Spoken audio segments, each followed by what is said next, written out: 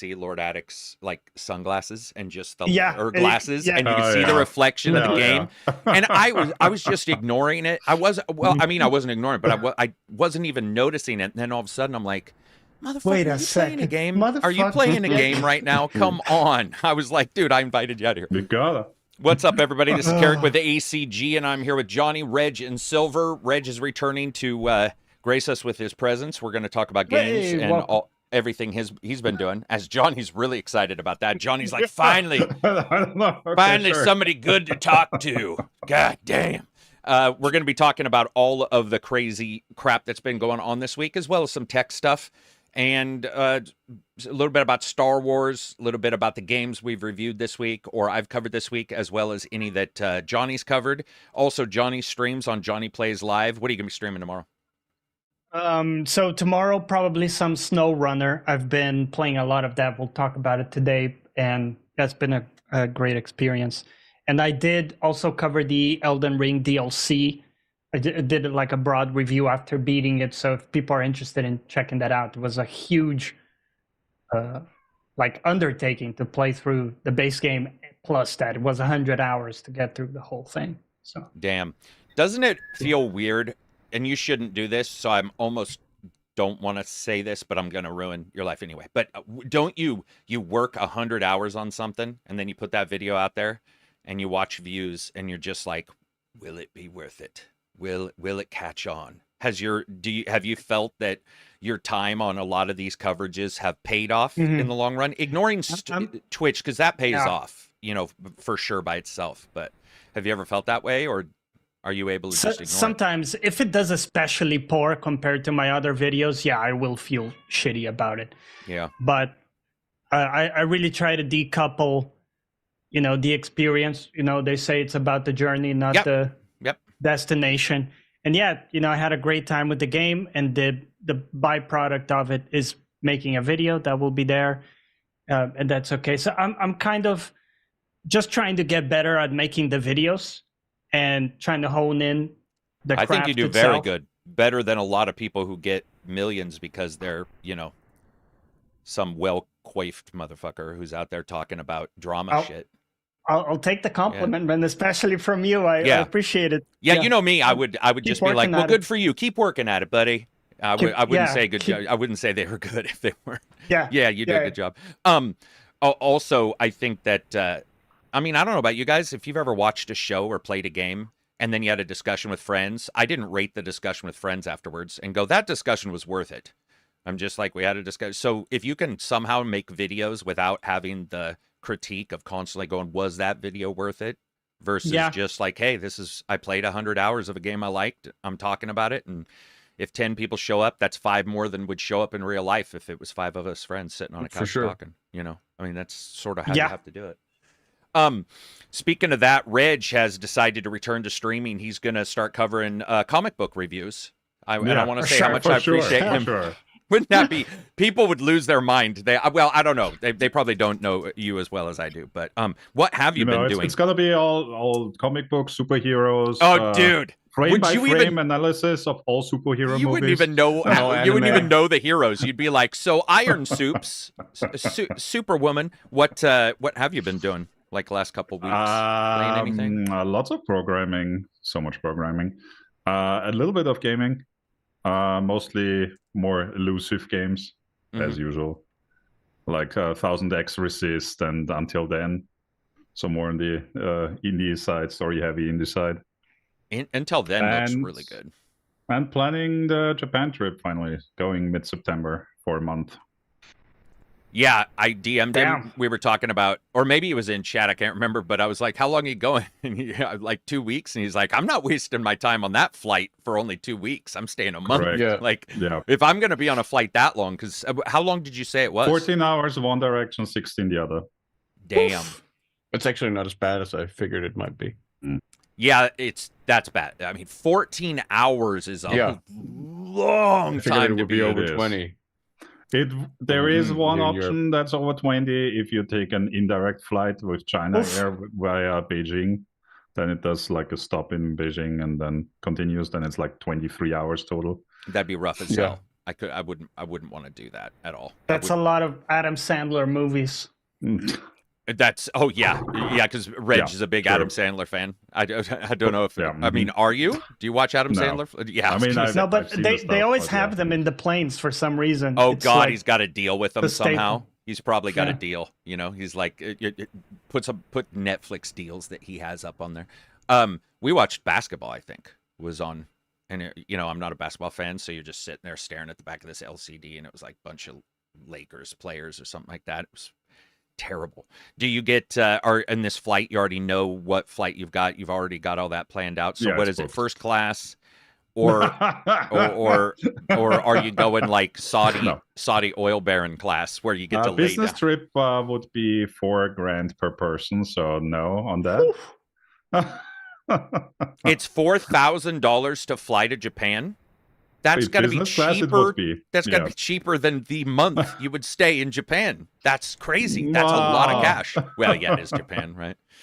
Damn. So you guys chose to go What's the next one? It's premium economy, so it's like one tiny step above the economy. And you're taller, dude. Like an extra inch of leg room. Right. Which means 2 inches every inch instead counts, of 1. Bro. Well, it can. Yeah. But I mean, Reg is a pretty tall guy, so the idea of him being stuck. I was like, no, you cannot do that flight with the lowest class. That's impossible. Yeah, that's rough. Just got to make sure you book a seat in the front row then. Yeah. For the maximum leg space. Oh, maximum leg space. Yeah. What about you, Silver? What have you been up to last week? 2 weeks, because you weren't on last week's, right? No, I was not. Yeah, so sadly. Last 2 weeks. Gaming wise, mostly been playing strategy games. I did also upload. Well, I am uploading this weekend the final part of my Ghost of Tsushima playthrough in black and white Kurosawa mode or lethal difficulty. But mostly I've been playing strategy games lately. A bit of Crusader Kings 3 and a lot of Aliens Dark Descent, actually, which I finally got into. That's what I saw you playing yesterday. Right? Yeah. Aliens Dark Descent. Yeah. I went in to get ready to send everybody some news, which I didn't do, but I saw you playing that and I was surprised. What got you back into that? Or into it in the first place, I guess? Well, I saw it on the Steam sale actually and picked it up there. And I'd been interested in it back when it launched. But there were all sorts of technical issues I saw that it was having at the time, so that held me off buying it. Mm-hmm. So I figured it was a good time now to dive into it. And honestly, it's been really fun. I've really enjoyed sort of the it's kind of a mix between real-time XCOM and a bit of Darkest Dungeon as well. Element to it as well, with how your like Marines will get traumatized and stuff from going in on missions, like having to manage their stress and stuff during missions, and the stealth aspect especially is something that I find really engaging. Like there are some minor issues here and there, but I am really enjoying also just the level design, the fact that you have set levels that you then make repeated deployments in as you explore them. I really appreciate that as a difference of it compared to it usually being procedurally generated for these games like XCOM or the like, or what's Chaos Gate, which is a sort of Chimera similar Squad. game. Well, Chimera Squad, I guess, is a little less. It's also XCOM, kind of. But yeah, so it's been a really positive sort of surprise because I actually find it's been one of the most enjoyable sort of Alien licensed games that I've played. So the huge bonus, I agree, Silver, is returning to the locations, because almost no game does that. And the idea of like going, we got to go back, this is not working out, and then doing shit and going back, there's something about that was by far one of the best parts. And then of you have have the infestation rising, because you have to constantly weigh the decision of whether to go back and risk losing days and rising infestation levels, or risking your Marines because their stress is rising and stuff. That's a constant sort of decision that you're making through the game. What'd you think about the control? I had a couple issues with like hitting grenades. I don't know if that's been fixed. There was a couple issues with how to control tossable items, but other than that, I thought it was okay. Are you pretty solid with the controls in it? I haven't really experienced any decisions, but I'm also running it with the pause, where when you when you enter like the action menu, you pause the game. Oh, gotcha. So real time with pause. Yeah. Super chat. Souls Sleeper, $12 super chat says, "Gents, I believe I might be dreaming. A Friday podcast with Reg. Pinch me." People love you, man. I'm just saying, they love you. They felt the keen despair when you left, man. They were like, or maybe they're just into being pinched. Or maybe they're into being pinched. I hadn't put 2 and 2 together, and we'll just go with that. That makes more sense. Yeah. I mean, I'll pinch you for $12. For $12, so would I, man. And we're talking like already a monkey have a fixed rate. You've already thought about that offering. One of the things I wanted to say also, congrats to the Arma 3 team, because I just cannot believe this, but during the Steam sale, they sold over 500,000 copies, including over 100,000 in one day. It was on sale, but that is still insane numbers of new people playing Arma. And admittedly, I don't have the best luck with that game. Performance-wise, that game, I have a brand new PC for the new testing PC. We put it together, and the first game I tried was Arma. And you turn that slider for distance on, and suddenly you're like, a 4090 treats this thing like it's playing 2 Cyberpunk games. Like, it just starts to dump the FPS. But it is awesome to see that many people jump in. Like, it shows how powerful Steam sales can be. Because I just don't look at them. I don't really track, because I don't want to add to my library. I'm not really that kind of person. Right. But man, 500,000. That's pure insanity, man. Good for them. Do you ever do online in Arma, Silver, at all? I mostly played with you guys and on my own. I don't go into. I do a little from time to time, but not. It's been a long time since I really did online for Arma. Yeah, it's not necessarily the greatest environment either. B1G Duck says, "You guys got anything good from Amazon Prime Day? I got a Deco Wi-Fi mesh network. Now I have Wi-Fi everywhere on my property. That means in the shitter, in the attic, in the basement. Oh, especially there. To download porn. Not there for me, man. Like, no, my phone is left outside. But I don't have the wet mesh. What I have is a single extender, and it covers my house. Do you guys use meshes? I'm sure, Reg. No, you haven't gone to a mesh either. I have one single Wi-Fi endpoint, and that's it. Do you have tinfoil behind it to boost your signal? Nothing. But Johnny, do you just have one single router, or your small apartment? Yeah. You don't need. Yeah. I'm a bachelor, 1-bedroom apartment, so it works pretty well. Silver, what do you guys run for your house? Because I know you're with other people. Do you guys have like a router in the center, and then that's it for your setup? I have a router pretty much right next to me. Oh, gotcha. Our setup. Yeah, I've always wondered if that affects my sleep pattern, because I have a router and then the VR router, and they're both on all the time. And I'm like, yep, that's a lot of energy just flying out there. $5 super chat from SBZ. I want to say thank you to CrowdStrike for the global outage. So Reg finally got some free time to join the podcast. Just kidding. Aside, welcome back, Reg. Yeah, we were going to talk a little bit about the CrowdStrike thing. I was joking in our podcast that it's going to turn out to be like the Linux thing, where they find out it was some hack that snuck into an update. But it sounds just like CrowdStrike had a bad file, right? I mean, that's what I'm hearing, and it loops it into safe mode on Windows, so you can't push kind of a miniature Y2K. Yeah. Or Cyberdyne Systems from Terminator, whichever one makes you feel better about your life. But dude, everybody was, man, like airlines, stores. We had somebody, unfortunately, I don't want to spread, but banking systems. We had some medical people in our or chat billing systems, rather. That even medical systems that use Wi-Fi to give them signals about somebody's vitals are not working in some places. So yeah, that's huge, man. It's come back up for mostly here. Did you guys get affected at all? I mean, maybe for work or any? No. Okay. No, surprisingly. They should just hire Reg to rewrite the software. Like he rewrote his router software. Be like, I'd do it. I'll fix your shit. But they can't force it manually, or they can't force it automatically. What I heard. So that means they're going to have people like rebooting shit manually, which just seems awful. Yeah, I only saw earlier that I think one of the Microsoft Help posts said, yeah, just reboot till it works again. It can take up to 15 times. Really? That's forum advice right there. Just keep rebooting it, man. It'll work.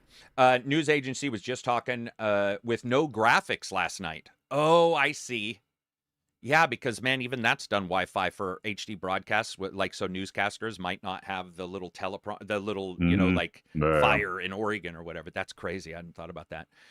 Soul Sleeper says access point mode router in the attic and a main router on ground floor, both 5G Wi-Fi 6 with same SSID. Perfect coverage throughout the house. No mesh needed. If your mother had a maiden name, what would it be? And then where do you live exactly? Because I'd like to go ahead and I want to send you something, a gift from ACG. I'm just going to go to his house and use it to download porn. Yeah, I mean, it didn't affect me too much. Like I said, mostly the people in our, there was somebody in our chat who couldn't fly. That was the main thing, was that flights were stopped too. Just nuts, man. Hopefully it all gets fixed. That absolutely sucks. Let's talk about good shit, though. So this week I said good, right? Okay, so we'll talk about Dungeons first. So Dungeons of Hinterberg, man, it's a weird game. It's like sort of cozy. They're calling it cozy, and I hate that term because it's more just because of the color palette, I think, here. But it's a dungeon, Swiss Alps styled social link game. So you have dungeons and magic, but then during the night and in the afternoon, like Persona, you go back to town and you meet people and better your social links with them, which can then get you items and all this kind of stuff. And it's very cell shaded, which I think is probably going to turn some people off because the graphics are definitely on the really artistically odd side. Yeah, the characters look goofy, stuff like that. But yeah, it's pretty good, man. I did a 60-second review for it because I was busy doing another review. But it's Game Pass, so there's that. And then there's Flintlock, which was decidedly less good. And, they tried, but that game was just, man, dude, it's rarely when I can finish a game and go, did I have fun at all? Like, fun. Yeah, it just is. It's all these things, like a little Souls-like, a little DMC, a little Elix/Gothic. It's got that look to it. Yeah. And then it's got a great side character, Enki, the little fox god that travels with you. You remember Forspoken or Forsaken or whatever that game? You got, Gauntlet guy. The annoying bracelet. The annoying bracelet, and then you have these other games that do it. This character's awesome. I mean, he's genuinely like the stuff he says and what's going on and the sort of story props for that guy was great, but and then it mixes Napoleonic looking armies with it. So you got all these different things that they tried to smash together, and it didn't come together at all. But it's on Game Pass. So I did say in my review, even if you have Game Pass, it might be something you want to really look into before you download, because it's not a never touch, but it was definitely a wait for a deep sale. It really is a game that is clumsy. And it sucks because Ashen, they tried, and they didn't really hit, and now they didn't hit so hard with Flintlock either. Is it frustrating to play, or is it more just meh? It is okay. It's mostly meh. Yeah. But there were times where I was playing where I had to, because I'll be playing a game and like talking to people in chat, but it won't be streaming or anything. It'll be on a different PC. There were times where I was genuinely frustrated. So what it likes to do, first of all, the levels make no sense. So you go into a level, there'll be 6 levels of platforming and a desk and some books on a platform that no one could get to, and a switch. And yeah, you go to the top, and then it'll put an X through the switch because someone is alive. That means you have to go all the way back down and find this someone and kill them to then be able to go up and flip a switch, which then drops a door or something. It's just... And I was getting, after the 5th or 6th time of that, I was very frustrated because I would find the switch early. And I don't know if that was on purpose, but I hope it's not. Because I would find the switch early and get ready to pull it. And as you run up to it, it's got the, and you're like, oh, Jesus, that means there's some dude here. And so it'd be like, hey, we're a little like Dark Souls, but you don't have to kill everybody. But then in some places, you do have to kill everybody. Some switches just work, and then other switches don't. So yeah, there's a lot of frustration in that game. A lot of frustration. And people were complaining about the diversity stuff because it's one of the companies that does diversity had, you know, helped them write it. But this stuff was actually decided before, you know, the character and stuff was decided before that. And the character and stuff wasn't as bothersome as the game. Like my very real issues with the game, if that story had been excellent, still wouldn't have been fun. There's no way that story would have pulled me through the game. It's just at all. It was just one of those titles where you play it and you're like, yeah, this isn't for me. That shallow premise kind of thing to get you going. Yeah, to get you going. And I noticed that a lot of their trailers were just the fatalities. So basically, imagine if Mortal Kombat looked like Mortal Kombat, but in the trailers, they only showed you the fatalities, which are the higher graphics. Take the good animated. shit. The hype. Yeah. It's unfortunate because I don't think anybody woke up and wanted to make a bad game. It's not necessarily bad. It's just not fun. You know, it's one of those titles. Let's see what else this week after. But by the way, like I said, when it comes to this, the story is the least bothersome in Flintlock, and that's just the honest truth. The actual gameplay and game setup was the most bothersome. Speaking of that, have any of you guys been watching the Star Wars coverage, Star Wars Outlaws at all? Anybody caught any of the interviews? Not at all. So no, I'm going to talk about this in the game trailer video, but dude, they have a problem with messaging really bad. Because if you track what they've been saying, first it's like it won't be a big world. Then it's like it's going to be open planet. We talked about this for months where I was bitching because it's Star Wars. One planet was bigger than Odyssey, right? Yeah, well, bigger than realms and bigger than a bordered realm in Odyssey. But yeah, for sure. But then they keep talking about all of these different parts, and none of it sounds like the same game.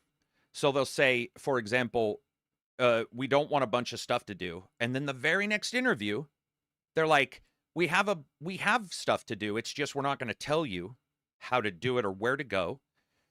But then the other person would be like, and then we sort of lead you via these things. And I think what's happening is different people are asking different employees, different developers. Yeah. And there's this separation of church and state thing happening where I'm like, dude, which is it? Like, what are we getting? Mm-hmm. And I'm worried that they will hit the middle ground, which is what it sounds like they're going for. And I'm fine with that. But what'll happen is the people who want a contained, super short division / Star Wars game are going to be mad that it's not like that. And the people who want a big open world game are going to be mad because it's not like that. And it just seems to be happening a lot with this game. But if you guys haven't seen it, I'd like, if you guys get a chance, especially we've seen this before with where you get you get people talking about a game and then the game doesn't arrive like what they've said. The other one was weird. I don't know if you guys saw this, but Starfield has loading screens. A lot of people are mad that Starfield has loading screens, so they asked the Ubisoft devs, you know, about the loading screens when you land on the planet. And they did everything they could to not say it was a loading screen and say it was a loading screen. It is a loading screen. It's just hidden in an animation. Yeah. It doesn't do a black screen loading screen. But they even state that if your SSD is slow, she will loop back around and do like a flip in her ship to look cool so that it can load a little bit more.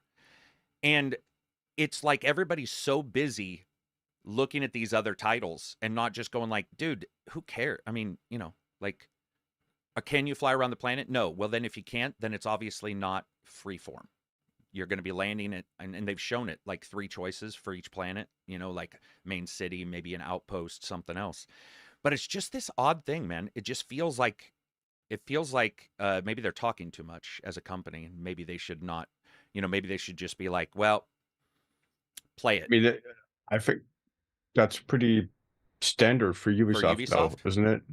It might be. It might be. Especially like both the extensive coverage of games leading up to release, where they show a lot of their games, even to the extent that they provide early access or what they call open betas, even though it's like 2 weeks prior to release, or whatever.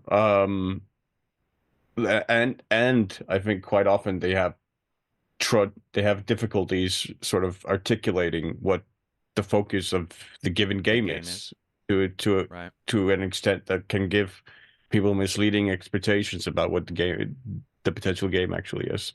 Yeah. So I think that's something we've seen from them before. And the idea that the right hand doesn't know what the left hand is doing necessarily in terms of in-house development teams, I think is pretty standard within the industry, where you're going to get different answers talking from different people in different departments. But the problem is, like, when you do that in public rather than when you let it stay in-house, right? Yeah, and I feel like there's such a desire to poke at Starfield that it's coming out in every interview, because it's like, well, Starfield does this. How do you guys handle it? And it's like, we're fucking Star Wars, and we're an open planet game that doesn't do procedural generation at all. It's like, it's a different thing. And I wish they would just say that. By the way, you guys know me for the most part. You know, I'm middling on Ubisoft games, but I do like it when the gamers either don't have a lot of data, so there's a mystery, you get the game, boom. Or if they give you a ton, I'm also okay with. This seems like a ton, but it just seems like it's really disjointed. I mean, and then they got a bunch of thumbs down, I guess, on this exclusive coverage that was dropped yesterday. And I couldn't even figure out what that was about yet. I've looked into it. I don't really care about thumbs down on a YouTube video. Who gives a shit? But people are like, are you gonna delay it? And Ubisoft was like, no, we're not gonna delay it. The game's already done. It's already gold. Like, I think some people are saying the FPS was a little droppy. And if that is gold and the FPS, you know, is questionable, then that could be an issue, but we'll just have to see. I'm still excited for it generally. Reg, not huge into Star Wars, obviously, but are you going to play this one? No, I don't think so. It doesn't interest you? No, I've not been following it at all. What about Assassin's Creed? Those games, much more likely. I've played most of the previous Assassin's Creed, and I've also finished most of them. Damn. So they absolutely work for me.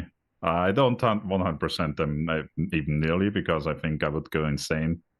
I don't want to kill my own enjoyment of them. But apart from that, that series still very much they works fit for me. More your style, you think? Okay, gotcha. That makes sense. What about you, Johnny? Anything for Star Wars Outlaws? Like, any excitement at all? Or are you just generally like... Yeah, I am excited, actually. I do like Star Wars. I like what they're showing about the game. I think the gameplay is pretty cool. Mix of like stealth and adventuring. So I'm down for it. I think, you know, for the loading screens, in a weird way, I do like it when they hide it. You know, we talk about lying to the player a little bit and sell a fiction. If you sell the fiction that, like, we're landing on the planet, or we're, you know, getting ready to set out or whatever, and that's a canned animation that you show me while you're loading, I'm good. You know, that's actually, I think, nicer than just a loading screen. But at the same time, I have to tell you, man, the like 1 or 2 seconds loading screen, if you hear a beep, that's, by the way, in my place. I apologize. No, it's all right. I have wide stereos on my sound right now, and I was like, what the fuck is that? I thought it was... It's just an annoying alarm in the lobby. But yeah, you know, like a 1 or 2 second loading screen, that never bothered me in Starfield or even prior Bethesda games. Gotcha. I think it's a bit of an overreaction, to be honest. I mean, you have so many loading scenes in so many games. Like, if you go through a valley and the character is like squeezing through, that's a loading screen. Exactly. If you go into an elevator, that's a loading screen. Even if you see outside, and it's still loading the next level behind you. Yep. Yeah. Maybe we were sold on the old Ratchet and Clank, you know, seamless thing and that sort of. Can you mute that though, Johnny, while that's going off? Because it is actually killing me. I just realized that was actually getting louder. Yeah, you guys are right. We'll just have to see how it goes. I'm excited for it overall. Rick Gaffney, $5 super chat, says, "Hey fellas, just wanted to wish you all a fantastic weekend and say I'm looking forward to this episode of the best gaming podcast ever." That's a fact. Thank you very much. Yeah, overall, I think some of these companies just talked a little too much about their game. I was just surprised because usually you vet your questions, or you get your questions vetted, and it feels to me like if I was their PR, I'd be all, you know what, man, we need to make sure that if we've answered this, we just say we've answered that already in this interview. Well, not just that, but you usually also vet who answers the questions. to make sure that you give the same answers every time. Yeah. Yeah. It's very true. Let's see. I thought that was thought that beeping was coming from my Euro Truck Simulator. Big Mac says. Christopher Jetzer, $10 super chat. Dog, quit knocking my stuff around. I saw a video for Star Wars Outlaws, and it was saying that people thought the sand planet was too desolate, and after an explosion of particle effects looked bad. I don't agree. That's some pixel peeping. That's some shadow squinting right there.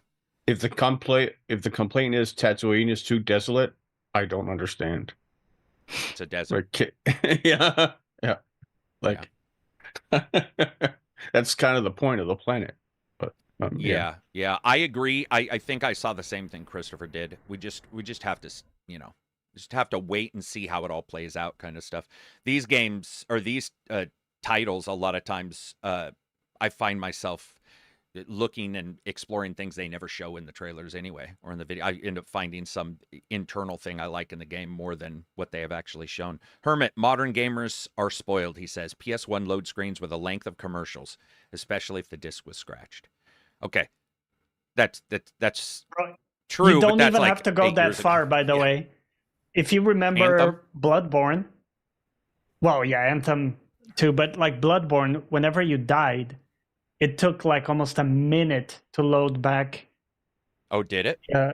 Yeah, initially.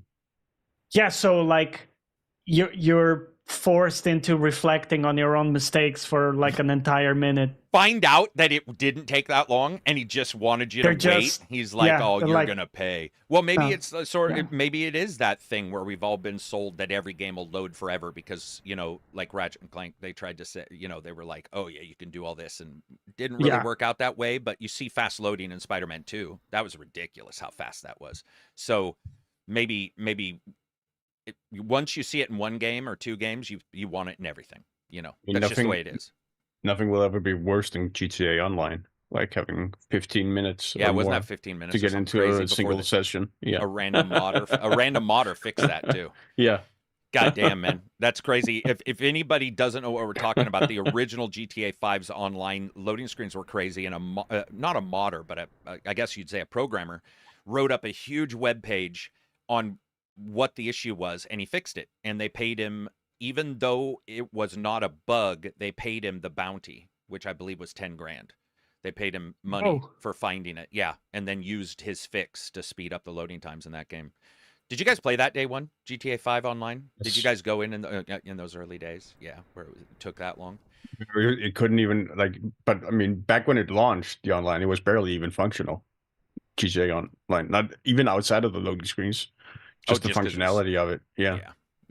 And then I want to talk a little bit about, speaking of functionality, a game that's doing insanely good and seems to be, what I've seen looks good, is Once Human. And I know Johnny and Reg have both played it. So what do you guys think? Like, overall, how did this one launch?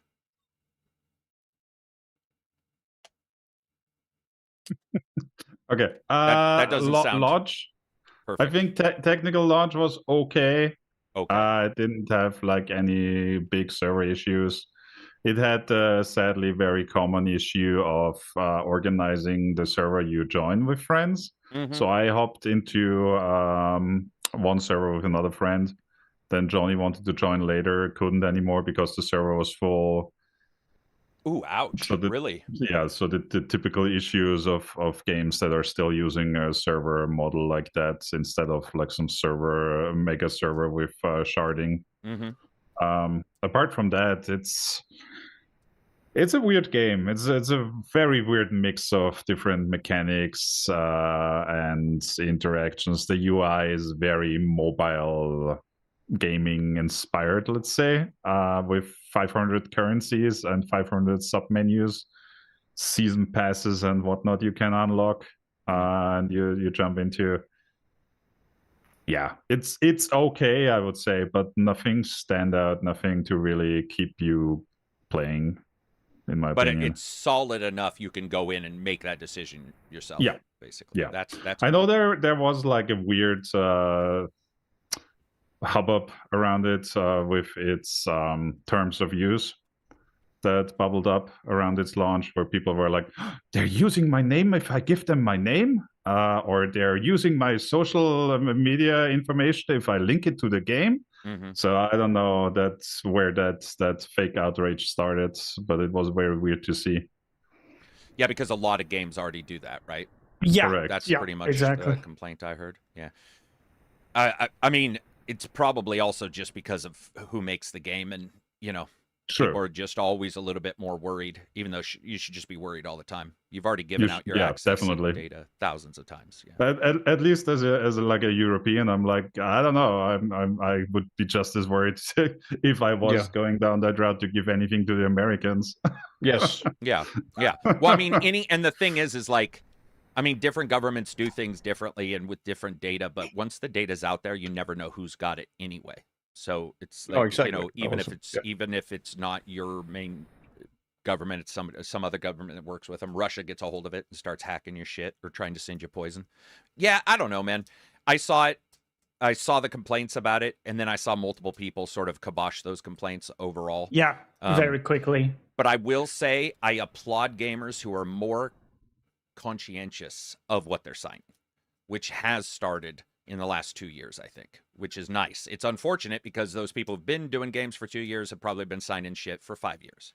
So they've got at least 3 years of their data out there. But I do like that people are bringing it up at least. But yeah, it's probably much ado about nothing. What about you, Johnny? Once Human.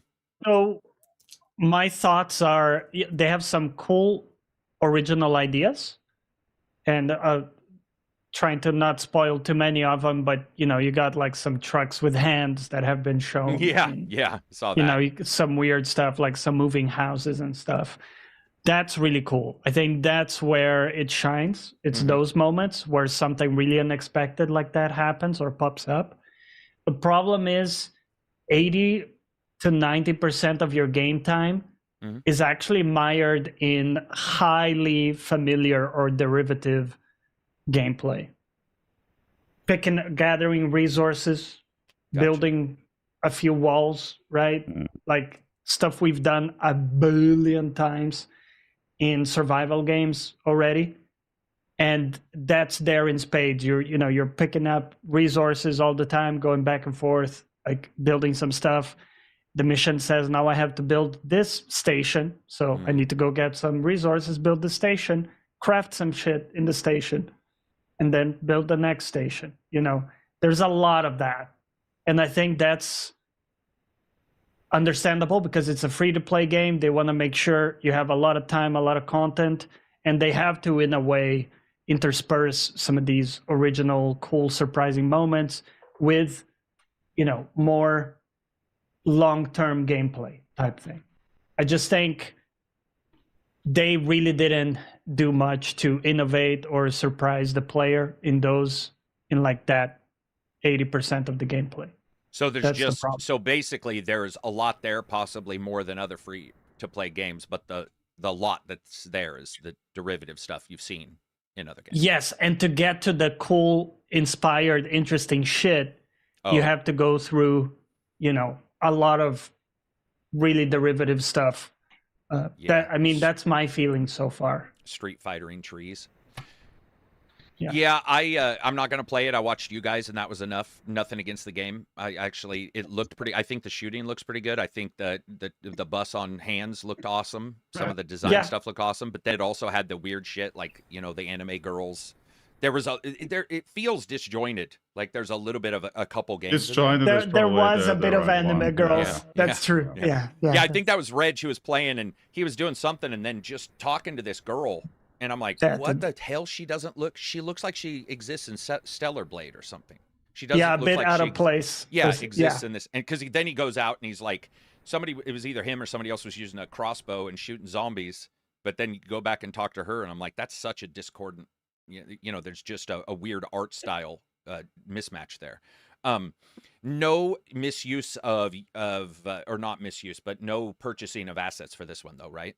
There's not been any complaints in that style of thing. It's not as far as I've seen. No. All right. Well, hey, so it's artistic mismatching. Also, it has some nice quality of life stuff for harvesting, for example. Yeah, you do have a lot of harvesting, but for example, you just go to a tree, you press the button, and then you just wait till it's harvested. You don't have to click or have to hold the button, etc.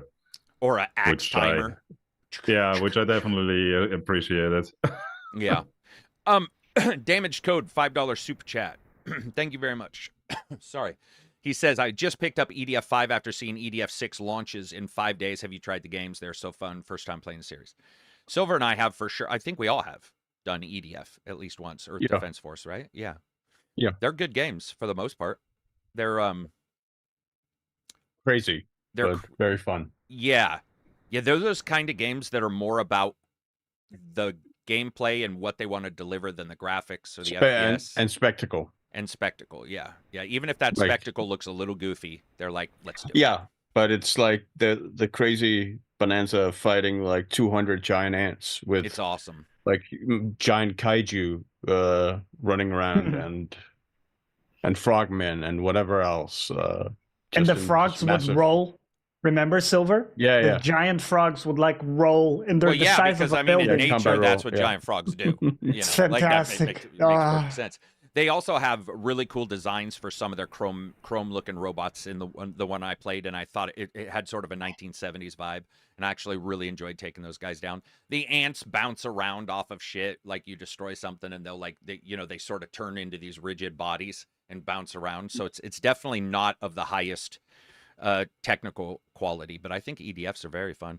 So the destructibility of like leveling an entire city with your ordnance. Always a lot of weapons, right? Always a ton of weapons, always a ton of levels, always a ton of missions. I think there's at least 100 missions in each game. Was there 100 missions in the side game as well that we played? The Armored Rain or something? What was it called? There was the side one. I think it was Iron Rain or something. I enjoyed that one, even though it looked different. They went with a different graphic style. Super chat, Man Shamoon, $2 super chat says, I want to grow up and paint ledges in games. I mean, it's definitely a full-time job. It is for sure a full-time job. A lot of ledges.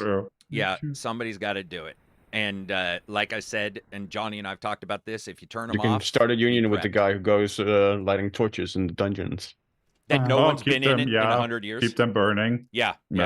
For 100 years, they're like, oh my God, you open this mighty door, air comes out, or air goes in like it's been vacuum sealed, and there's torches. The Guild of the Flame, the Guild of the Verdant Flame. Every single torch is in prime condition, looked after by attendants of the original cave builders.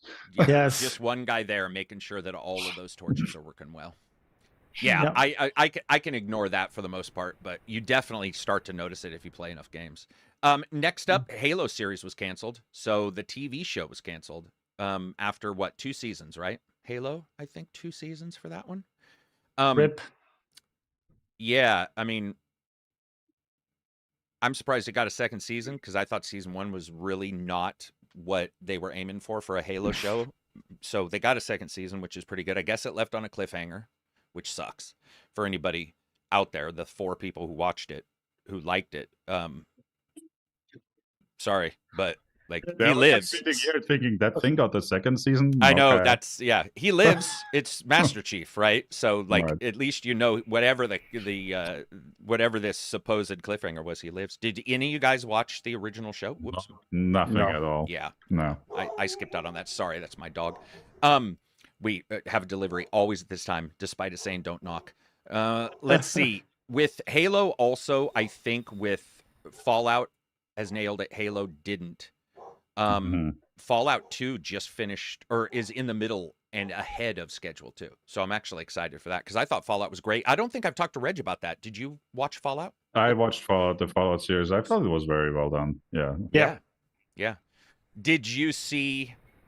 Was there any... Well, damn it. See, it's too soon to talk about it. I was going to ask a couple questions about some of the twists, but I thought they did a really good job. Who'd you like best in it? Because did you see that Walton Goggins got what did he get? An Emmy nomination, I think? Oh, yeah. Yeah. Was there anybody you liked particularly, Reg? Sorry. I'll be honest. You say an actor's name and I'm like, who? The Ghoul. Let me Google that. The Ghoul. Okay, thank you. Sorry. He did very well. Yeah, I thought her dad was also. He was. Yeah, less so. I really like the Ghoul character. What about her? Did you actually find her a likable protagonist? She maybe she adapted too quickly to like the environment. Yeah, the craziness of it. That was maybe a bit weird. But apart from that, I liked how naive she started out, and then was met by reality. Yeah, and he is a dick. Like, man. I was gonna say that I didn't like. We're talking about Walton what's his Goggins' character.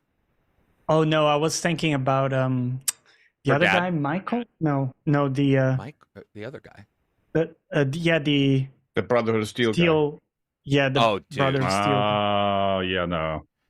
That cowardly I just piece disliked of shit, him. Man. Exactly. Yes, dude, I did not like that guy. But I'm wondering how much of it is on purpose, kind of like Joffrey in Game of Thrones. You know, like they're maybe wanting you to dislike him or show someone really like questionable in some way. And in the first episode or two, wherever he shows up, you think for a bit he might be like the guy who gets bullied and he's gonna rise above. Absolutely. And he absolutely never rises above. But I have to say, and I'm not gonna say the actor, I was blown away when you find out who the actor is in the armor, his boss or the knight who he's traveling with. Yeah, I know that actor from, he's in a bunch of TV shows and stuff. And when it was him, I was like, what the hell? He's in this? I was completely surprised by that. I mean, I probably should have picked it up on his voice, but I couldn't, for whatever reason, when he was in the helmet. But yeah, you're right. That guy was just a POS, man. I mean, he just through and through, like nothing redeemable about that guy. Even right at the end, you're still going, wow, you're a piece of shit. Like, you have not learned anything. Or maybe that's, like Johnny said, maybe that's the plan, right, for that one. I also thought she did change a little more quickly, I guess. But the big character I loved was her brother. I don't know why, but I thought her brother was going to be this conniving, like, I don't know, because of the way he appeared at first and all that stuff, but I actually enjoyed the shit out of her brother. And when he showed up, I actually found myself watching it closer because he had a pretty nuanced character. And also her cousin. Like, both of them. Oh, really, my God, the big dude? Yeah. Are you? Yeah, dude. And the girl, the pregnant girl who, there's some crazy stuff that goes on in that show. They handled sex weirdly. I'll tell you what. They definitely handled sex in a way I wasn't expecting. It was handled fine. It was just a little bit more surprising than I expected to see that kind of stuff. Pip-Boy was handled pretty well. It looked pretty good. It looked a little like a toy, but I think that actually ended up paying off. But the wildest thing to me was that leg contraption. Oh my God. You mean the amputee fixer? Dude, okay. So first of all, not 10 humans have that much blood. When they put that on, amazing. and it's got its own battery power somehow. And it's just walking around with he's just walking, and he's within 5 minutes he's walking around with that big leg, and I'm like, dude, what the hell is going on? Nothing about that made sense. Yeah, that was even my wife, who doesn't know anything about Fallout, was like, what? Yeah. And I was all, don't worry. That also seemed, that was funny. It seemed out of nowhere. And it was like, why do we care that he, it was basically to make sure that he couldn't continue, but it was just sort of, that was an odd one. I forgot all about the leg thing, man. Yeah. Very true to the game, though. Well, it was a little bit, but it was like, it was just introduced in a way that it didn't even look like the tech of the day, like, because it's all shiny and new and everything else is like, it just looked weird. It was, and everything about it seemed odd. Like I said, again, him walking on it, as it mulches his leg. I love that actor though, from Lost, from Person of Interest. Oh, dude, yeah, Ben. He is good. He played Ben in Lost. Yeah, that guy is a great. Oh, somebody else said I like the dogs the most, but the dog was awesome. I also liked the what do you call it? The creature that comes out of the water. What are those called? With the hands in its fucking mouth. Oh, swallower or something. I forget. Well, he did swallow everybody. So, like, it could have I mean, it wasn't the word swallow, but it was a different word for gulper. That. Is gulper right? Yeah, that's what it is. Yeah, that was crazy. And it's swimming in the water and them trying to. And I do have to say, the guy that was a dick to him and then ended up, for a bit traveling with him, had better character arc than the knight himself. Like, that guy actually was like, oh yeah, I feel sort of bad, blah, blah, blah. And you're like, hey, you know, I get it. You know, he did some shit. He's like, I just beat up on somebody because that way I won't get beat up on. You're like, all right, all that stuff makes sense. And then that other guy just never changes. It's just constant dick throughout the entire show.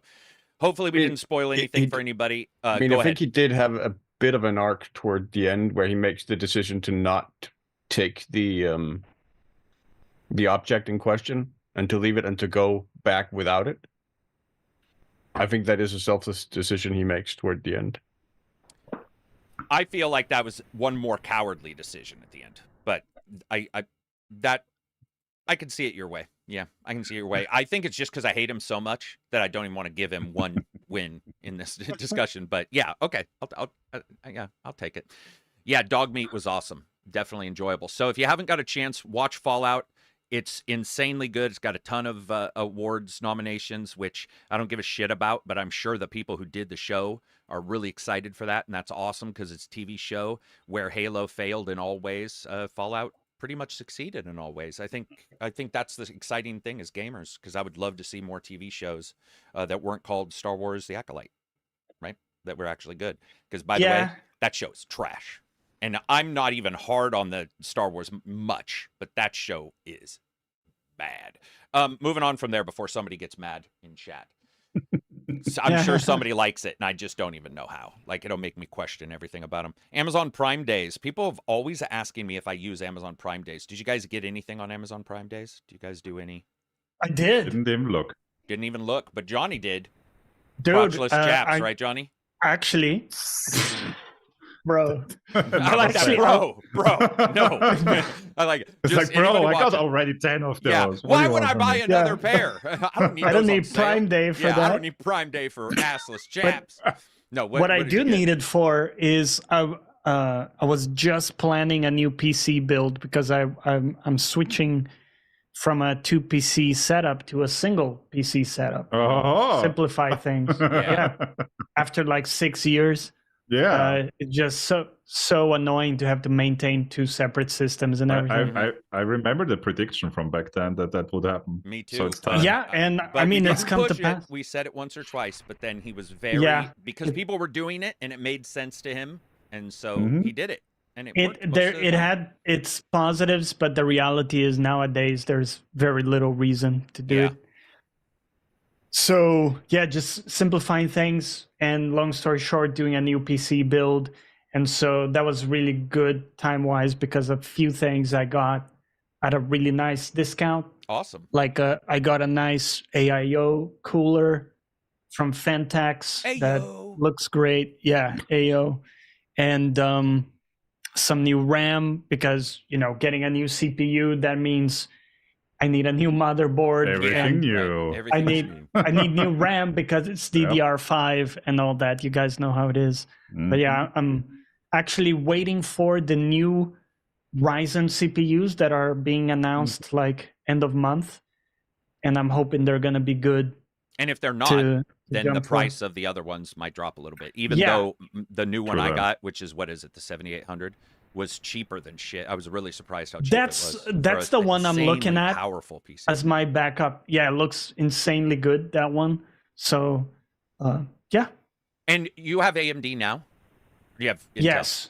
Okay. Yeah, I do have. The only thing I can say, you're lucky that you've had AMD twice, because I jumped to AMD and I've had, you know, all their numbers are different, but their terms for things are different. And there's a lot of that sort of like bouncing around trying to figure everything out. But I got to tell you, a single PC now, more than powerful enough. The one big issue, of course, is if you crash during a stream or whatever. Of course, it can happen. Yeah. But you can also, if you found some cheap RAM or whatever, you could also, if you ever wanted to, you know, still have a second PC. I have the little B-Link, little mini CPU I bought my wife, and that thing works well enough. It could run a stream all by itself.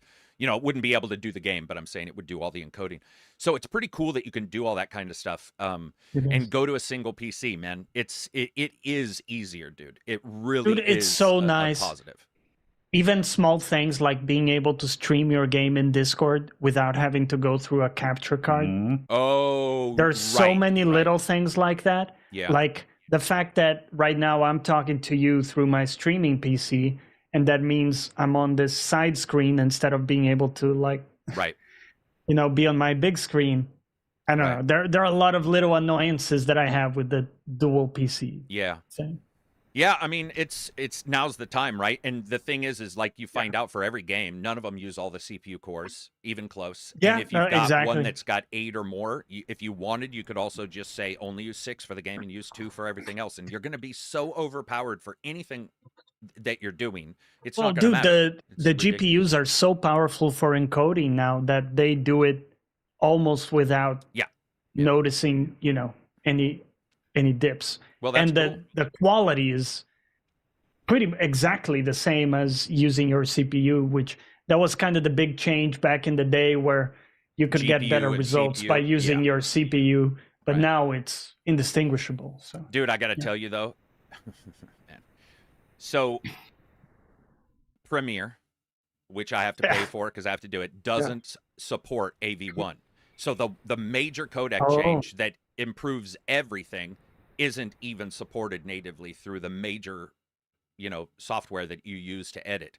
So it's like every time you hear about AV1, I'm like, oh yeah, man, I can, a little less bit rate, that'll be great, a little bit, and then I'll be all, oh wait, no. You try to drag it in, and Premiere's like, I don't know what the fuck you're talking about. Is it like pay extra to have it, or they just don't have it? I don't know if it is. I encode it.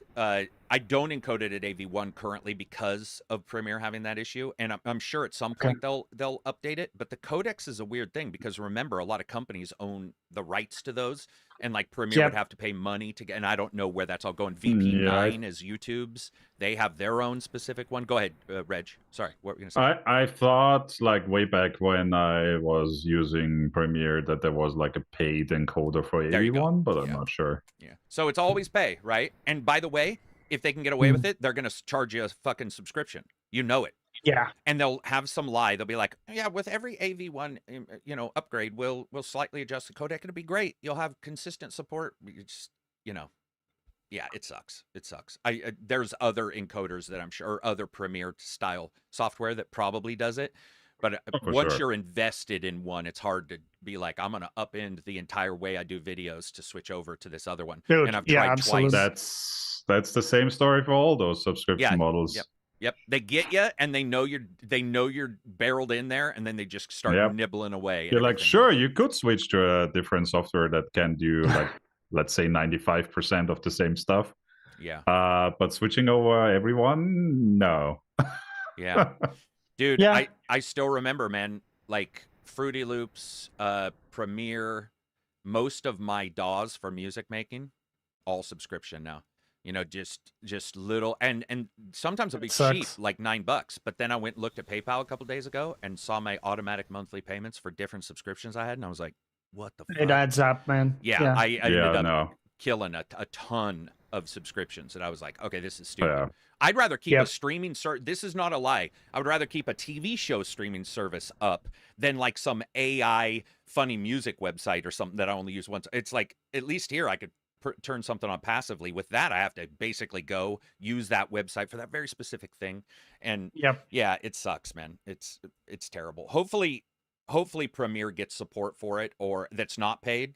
But currently I'm very happy with just the normal one, the normal NVEC and stuff like that. Those are good. Those are good enough. It's great to see a new codecs though that aren't VP9, because YouTube sucks balls. Like that, whatever their encoder is, it's just not great. Did you get anything else then from Prime Days? Was that pretty much it? No, I got a bunch of PC hardware. I got a new case as well. It's one of those height cases that have the kind of, it's a big glass, but it sort of looks like, like a swivel type look. Did you get the one I showed? Did you get the one I got then? That I just got? Is that the one? Do you have the Y60? It's already hidden behind a bunch of shit, so I can't see the name. I thought my motherboard. I'm the opposite of you in a way. I have it like on the desk, and I like kind of looking at it and stuff. So yeah, I really like the way they do the hiding the PSU in the back part, and you just see the cool shit in front. Yeah, I posted some pictures in the Discord of the one I got, and it came fantastically wired. Everything hidden. Oh, nice, of course, man. The first thing I did, put my own SATA card in there and added 6 hard drives and put wires everywhere.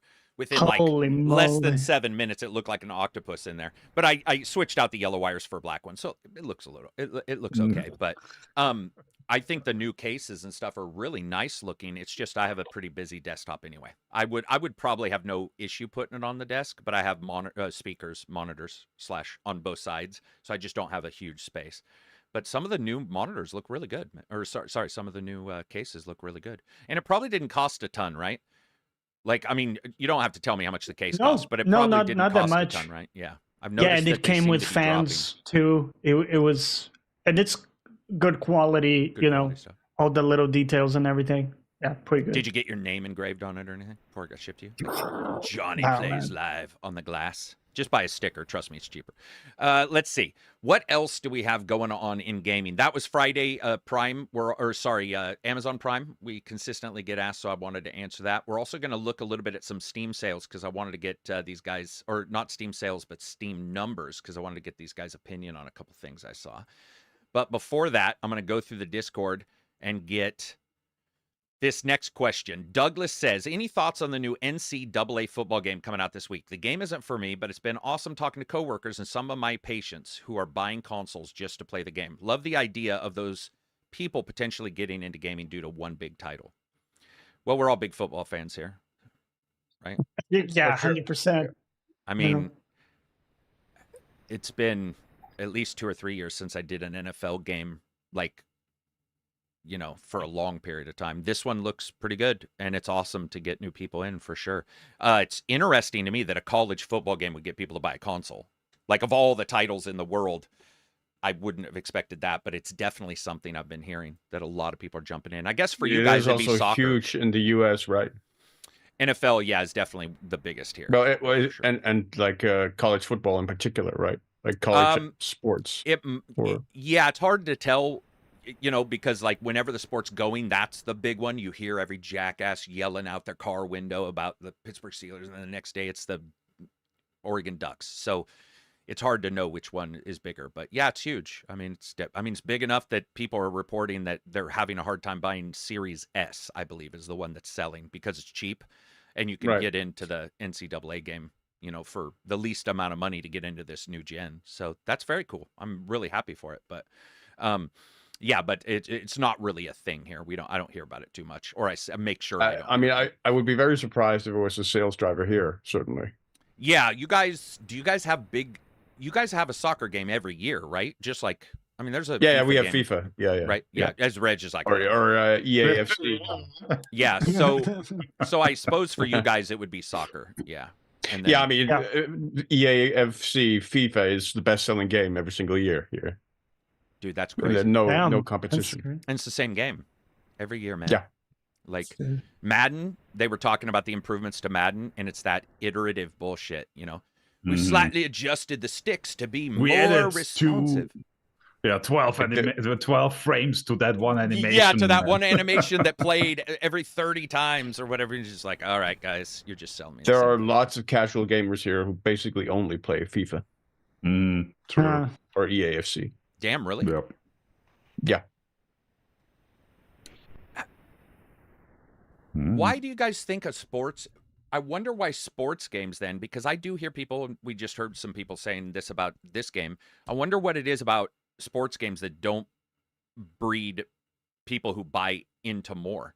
Like if they're just getting the FIFA game, you'd think they'd go, cricket sounds cool, but you kind of would, but I think it's also, I mean, I think a lot of those people aren't necessarily interested in sports in general. They're only they also aren't interested in watching cricket, let alone playing it.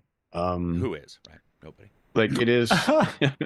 Oh, nice little dig at from your cricket. lips to God's ears. Yeah, dude, I'm telling you. If you anyway, continue. Sorry, go. All bought it. Yeah.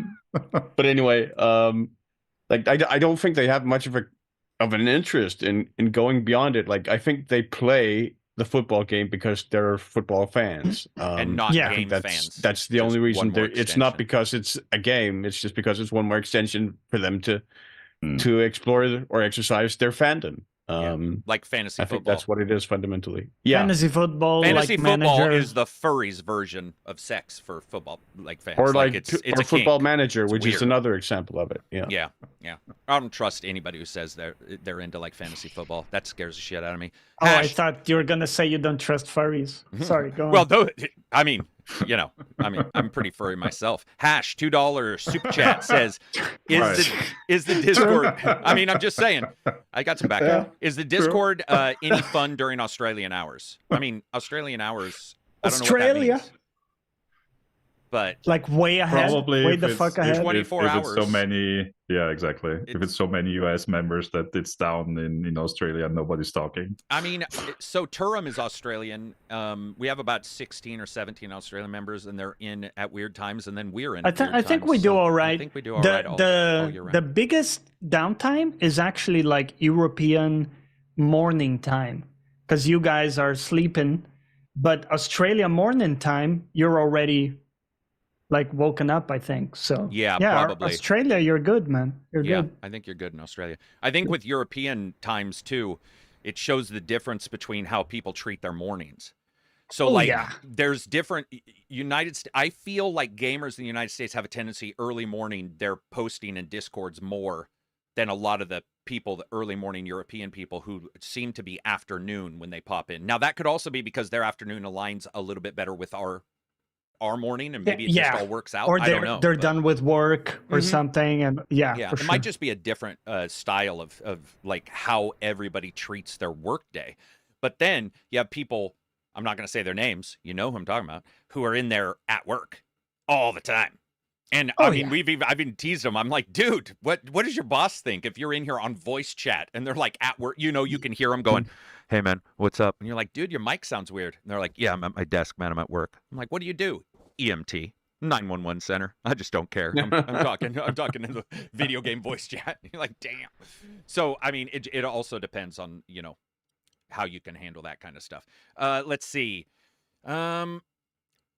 My cousin gave me the University of Miami jacket, but I had to get rid of it because people kept stopping me on the streets, and I have zero opinion on college football.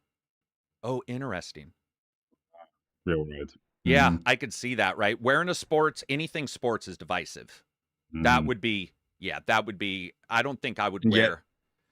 That's another thing that's so fascinating to me when it comes to sports branding, particularly American sports branding, because you see so many people who wear like a New York Yankees cap or whatever, who have no connection to that team whatsoever and wouldn't be able to name like a single player from that team probably.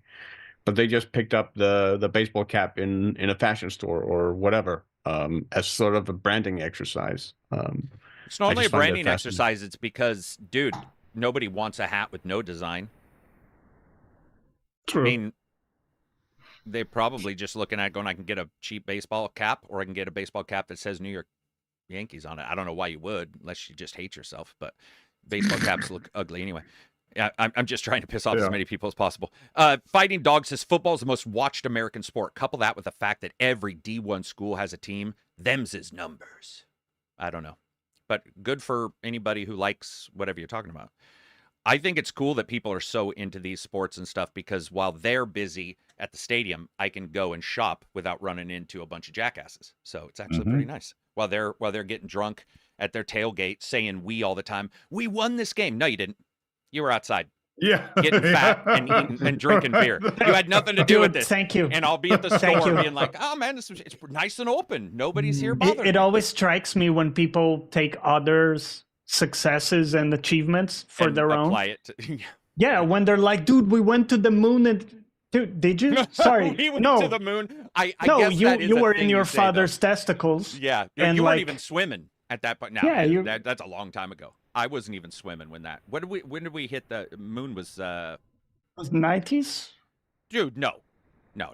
It was like 60s, 80s, 60s, 70s, right? 60s, 70s, I think, for the moon landing. It's been a long time. I don't have that one memorized. Yeah, it's been a long time. I mean, we haven't been back since late 60s, right? Yeah. We haven't been back for I'm doing math now, 40, 60 years or whatever. Well, fuck, we landed there. It's a rock. Right? Did we land? No, we haven't. Oh, dude, don't Joe Rogan me right now. Don't do it. But did we land though, bro? Hey, I've been to Cape Canaveral and touched Moonrock, so yeah. Yeah, exactly. I know. Just saying, bro. Also, it's for sure flat. Oh, dude. Oh, my God. Anyway, Jesus Christ. This is going to turn bad already. I can already tell. It's just a projection on the dome. Oh, my God. On the dome, the glass dome. That's because it's a flat The ancient flat Earth, pyramids. Yeah, of course. Dude. Yeah, no, it's impossible we built the pyramids. It's like, oh, It's- okay, whatever, man. Anyway, but Douglas, They were good actually question. grain silos for aliens. Yeah. Oh, Yep. Yeah. the world's smallest grain silo, huge little tiny box in the center to put your grain. Yeah. Got to keep it cool. But yeah, Douglas, people are jumping in because of those, and it's awesome. Baseball Gear says, how has Reg's gaming dev journey been since the last time he was on the podcast? Yeah. That laugh. So the game dev thing pretty much fell asleep. Is one way to put it. It's been put to sleep, or it's just on hiatus kind of sleep. Yeah. One team member had to quit because they got a job and could no longer have didn't have any time anymore. Right. And yeah, the other one is kind of lost in his D&D creation phase currently. But it's put to sleep like Michael Jackson or Walt Disney, or more like Walt Disney, exactly, like in the freezer somewhere. Yeah, it's like in the freezer. Do you think some of that energy was because of COVID? Because there were people not doing a bunch, and so they were sitting there. No, that was like we only started doing that really after the whole COVID lockdowns, etc. So it wasn't that, yeah. Creatives are hard because, well, and you guys have all done YouTube channels. You know how it is. You get excited about something, and unless you're being paid for it, it's very difficult to stick on one thing for a certain amount of time, because after a while, and especially a game, you're just constantly looking at stuff, and after a while you're like, oh, maybe tomorrow. It's like working out. You skip one day and you're fucked. I switched to other stuff instead. I'm still using like my part-time day off from work for learning other programming stuff, doing other projects, like continuing building my website, continuing writing the Discord bot, learning a new programming language. So I'm using the time towards different goals. Yeah, and it could come back at any time if somebody or a couple people came back and started like jumping into it. Yeah, I know, and I can't tell you how many endeavors I've had where that happens. And you sometimes you're the last person to be there, and you sort of see the last post, and you're like, this may be it. Like, this may be the where you're calling out into the echo of silence. You're like, hey, anybody want to work on this today? And sometimes you're the first, you know. Exactly like that. Also, the artist that we had for it did great work, but was pretty unreliable when it came to gotcha artists. So I can say it because I've been one at a time, so shit on. I got to tell you too, Reg. This was all you paid the artist though, or correct.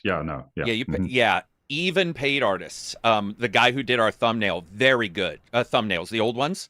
Vlad, amazing artists and stuff. But after a while, you know, times got extended a little bit. You know, it's just, and pretty soon you're all, hey, we're starting this thing at this time. The meeting was at this time. I thought it was in an hour. Like, yeah. And you see him streaming on Discord. You're like, like, So there you go, Baseball Gear. It's going well. It's going just like all game development is going. It's going exactly like all game development. It's going like Beyond Good and Evil 2. It's basically exactly the same thing. Knucklehead says, what's a name for a pet you really like? I want to name my next cat Corn Dog. I just think that's pretty cool. My dad wanted to name one of our dogs Damn It when I was a kid, but my mom wasn't having it. That might be the ugliest pet name I have ever. I can tell you an uglier one, man.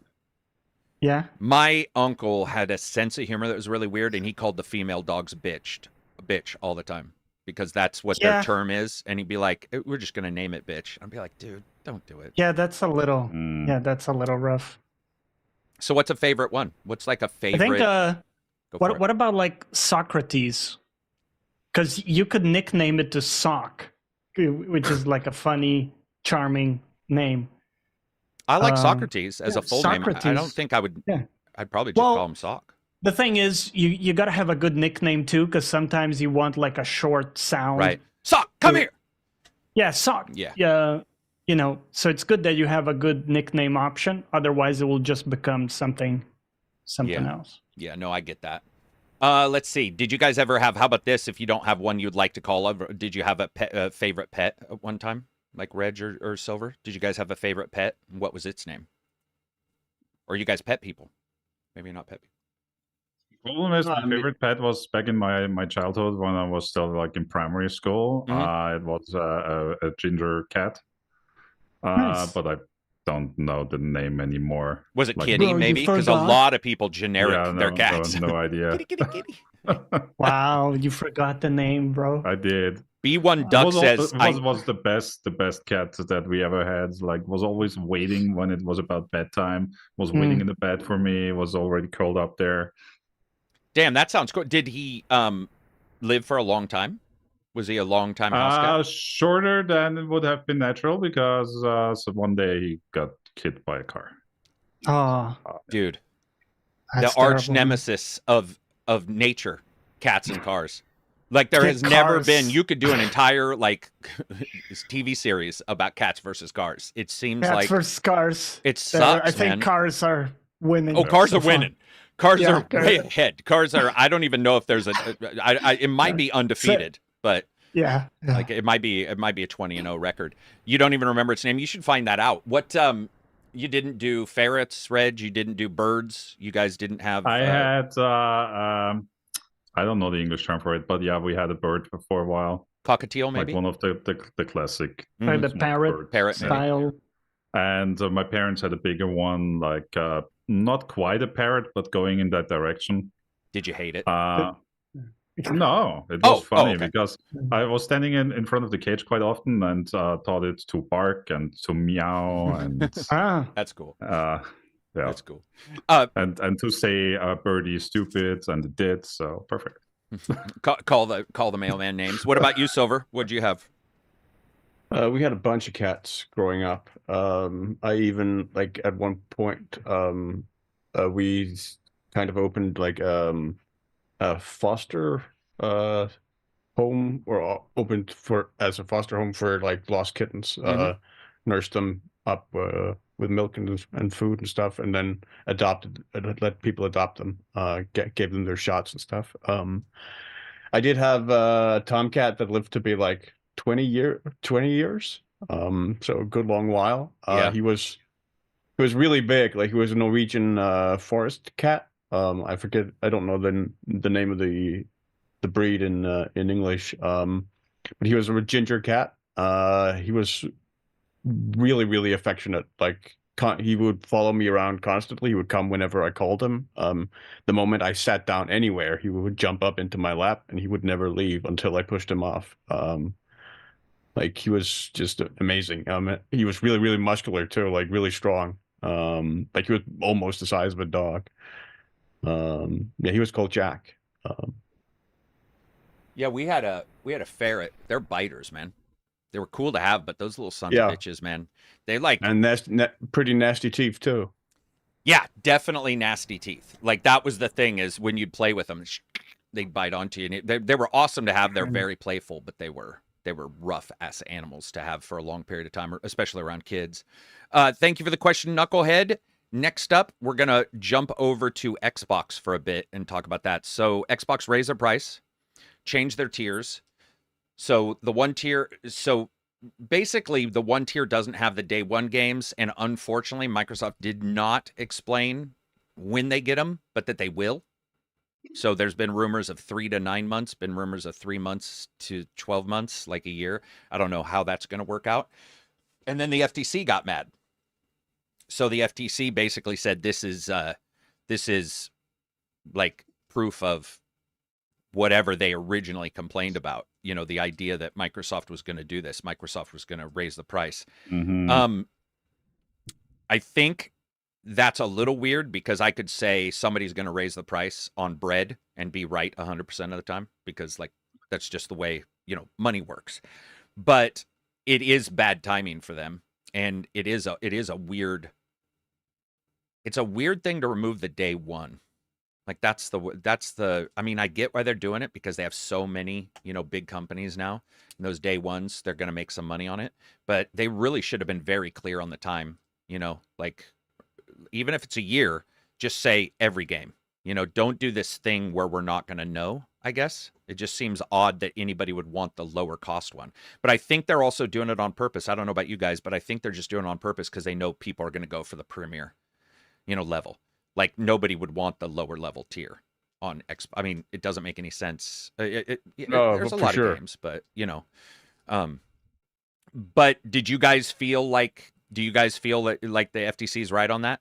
Where they were like, this is that was like the warning wasn't just inflation and wasn't just business. You feel like Microsoft had that planned all along, basically?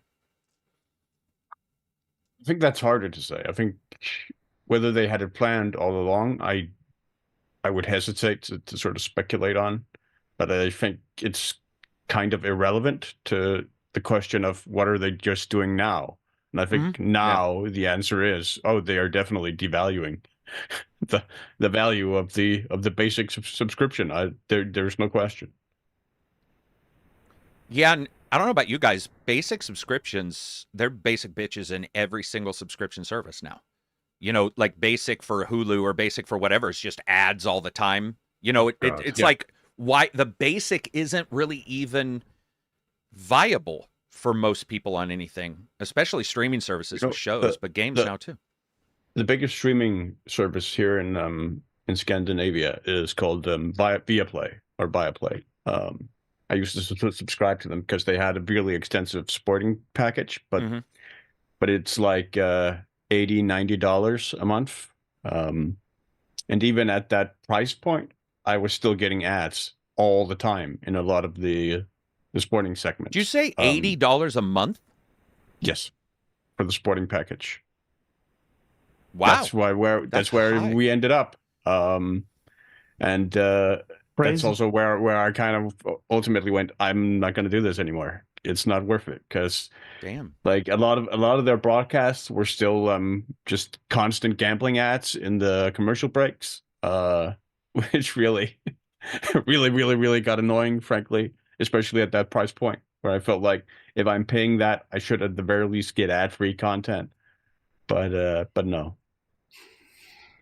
I don't think I would pay for anything that was $80 a month. Sex maybe. But I mean, $80 a month is a lot of money. I'm trying to think of anything I use that's $80 a month. Really you know what? Yeah. I mean, that's... It is, but I was getting Sorry, I'm not talking down to you. I was saying... No, that sounds like I'm talking down to you, but I wasn't. I am. No. I get that it is a lot of money, but I was getting like F1 coverage for Formula One. I was getting Champions League games. So it was basically league games from European football. Stuff you couldn't get normally, really. Yes. Either. Yeah, it's almost like pay-per-view, right, type thing. Yeah, kind of. That makes more sense. Yeah. Okay. Yeah, man. I don't know, dude. And NHL hockey as well. That makes sense for you as a hockey fan. Yeah. Without some of those are expensive, man, like the Champions League and stuff. That's what I was going to say. Without getting into specifics of prices or anything, is there a very specific sub of anything you guys pay for that's really high? Because I think my highest is probably, I was doing YouTube, whatever it is. That shit was ridiculous. I think it's YouTube TV or whatever. It's like fucking ridiculous. I mean, I looked at it and my brain, I guess, when I got it, didn't think really how much it was. And then I started looking at it going, what the fuck? That's insane. Like, so I canceled that. But is there, and that's, I think that's 50 to 80 or something. Is there any, the only thing is other ones? Internet for me. Yeah. No. I'm into delivery service for, well, I mean, that is a delivery service, but you know what I mean? Like, is there any TV, do you guys do Amazon Prime? Nope. No? Okay. Netflix, Hulu, any of those? Nope. Damn. Yeah, I'm kind of switching around those. So I'll have maybe one or two at a time. I'll watch stuff on them, and then I'll kind of cycle. Like, for example, I was doing one for Resident Alien and a couple other things. Oh, well worth it. And like House of the Dragon. Yeah, good shows. And after that, I'm going to be switching. Reg does Crunchyroll, right? Crunchyroll, but for $12 a year. So I don't know how you've managed to do that, because I don't understand. I'm signed up in India. Oh, yeah, but I see. Okay. You see, I've tried to do that for both YouTube Premium and Crunchy. Oh yeah, YouTube Premium as well. That's like they haven't let me do it. They haven't let me do it they've for a year. They've been able to figure out your because they say, look, your card, like this is not an Indian card. I think Reg might be using the what do you call them? The secured cards. Where you have, you have like money on the card, but it's not like a Visa card. It's You can do those pretty much anywhere. But they're backed by the cash. Those cards don't care if you enter a completely made up address. $1 a month is funny though for Crunchyroll. What's Crunchyroll normally for you, Reg? What would it be normally? It would 12? Be, I think, 18 a month. Oh, that's not super. It's not as cheap. I think I'm paying $6 per month. Yeah, they raised prices here, which is why I was like, yeah, fuck you, I'm going to India then. You didn't raise prices in India, did you, bitch? Correct. They lowered prices actually there while they raised it for us by 50%. So I was like, okay. Okay, I was joking, but because that didn't seem like that would be a thing, but apparently I'm wrong on that. No, before they did that, I paid regular price for Austria, totally legit. But then they did those price shenanigans and was like, okay, fuck you, I'm paying you nothing, almost nothing. Maybe it's offensive, but I'm picturing Reg with a full like Indian getup, like Indian Reg. They ask him to like display a picture or something. We want your full. Yeah. I guess the most expensive one I have is I'm sharing the Apple family thing with my brother. How much is that? Apple TV? How much is Apple TV? That's like 40? I think 27 a month or something like that. Wow. Okay. Yeah. What were you going to say, Silver? I'm sorry. Just that was another thing. Like when I actually moved to cancel my my Viaplay subscription, because they have actually been hemorrhaging, unsurprisingly, perhaps, subscribers for years now.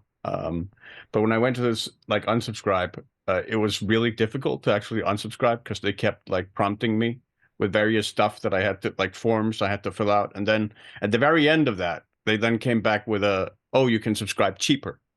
Always, man. Like we'll let you, if you just stay in, you don't have to pay the price hike that we just engaged. We can let you stay in. And I just went, no. I mean, you said that you were watching hockey and F1 on there, so I don't doubt that they're hemorrhaging users because nobody cares.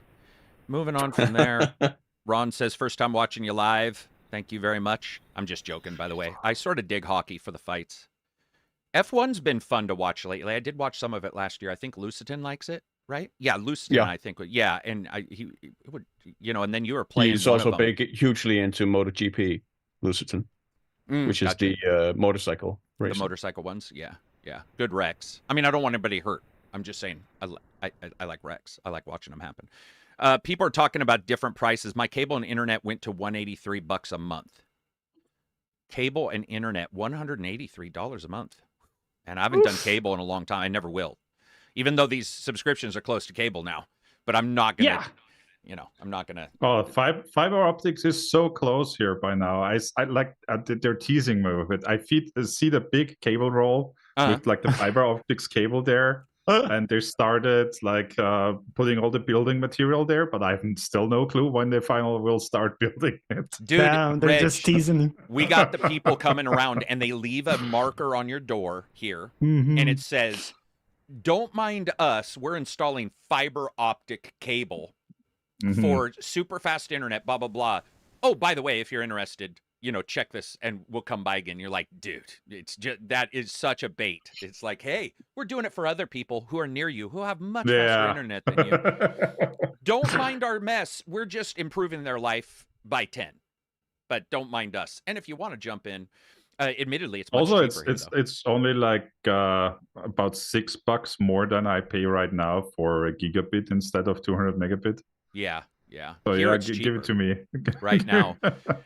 They have a cheaper sign-in, but you know how it is. They'll give you a year, and then everybody will raise the price up, and it'll just get atrocious again. Yeah, here you have to like pay for the installation, so that's gonna be pricey. But yeah, well, I'm gonna ask this question, let my dog out at the same time. Tipsy Tater Tot says, "I'm looking for a strategy game to play co-op with a couple friends. What are some of your favorites?" So that's turn-based or RTS, but what are some strategy games that you can play with friends?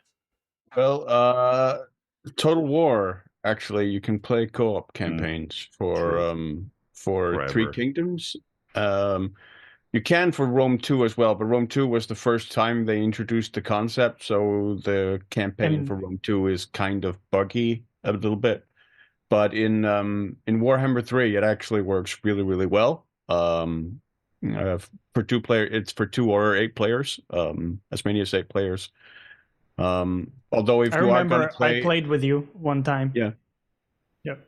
If you are going to play like 8 players, it's really recommended that you go through like a VPN and then set up a LAN game instead, because you're going to run much smoother through that instead than the game's sort of online infrastructure. But certainly Total War is a very fun way to play co-op for strategy, and one I would recommend. You can also play Crusader Kings, I believe.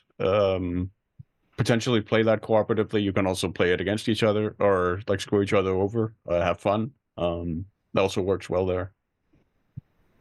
And yeah, dude, I don't know if, I rarely play those co-op, I rarely actually play them LAN with anybody at my place. Or Age of Wonders, somebody said, which, yeah, I'm sure that would work. I think Warhammer is probably one of the better examples. Warhammer still has the pause with the spacebar too, right? If you're doing it against the PC anyway. So like in Warhammer, you can pause it, right? Because I haven't played the Warhammer in a year and a half.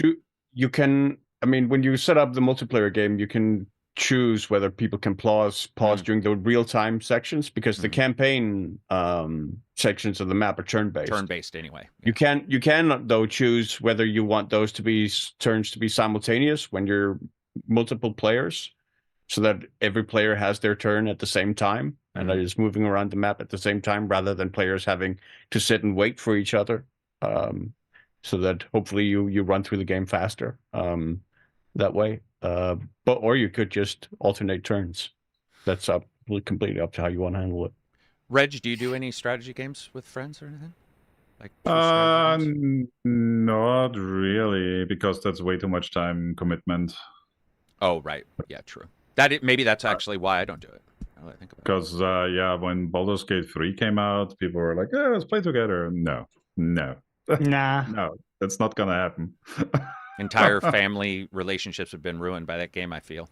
Anyway. No, you'd get maybe like 3 hours, and then that's it. Because we'll never ever find a spot again where everyone's getting together to play. Right. Yeah, I guess that is one if you wanted to do that, but it definitely would not be my choice. Man, I'm trying to think what I've even played co-op with people. Remnant 2 is really fun, but it's not a strategy game. Homeworld 3 has a co-op mode, Claxon says, so there you go.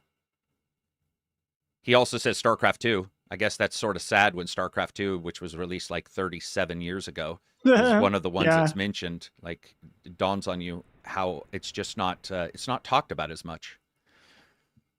It's usually PvP that I hear people talking about. I'm sorry, go ahead, Silver. What were you going to say? I mean, you could also go with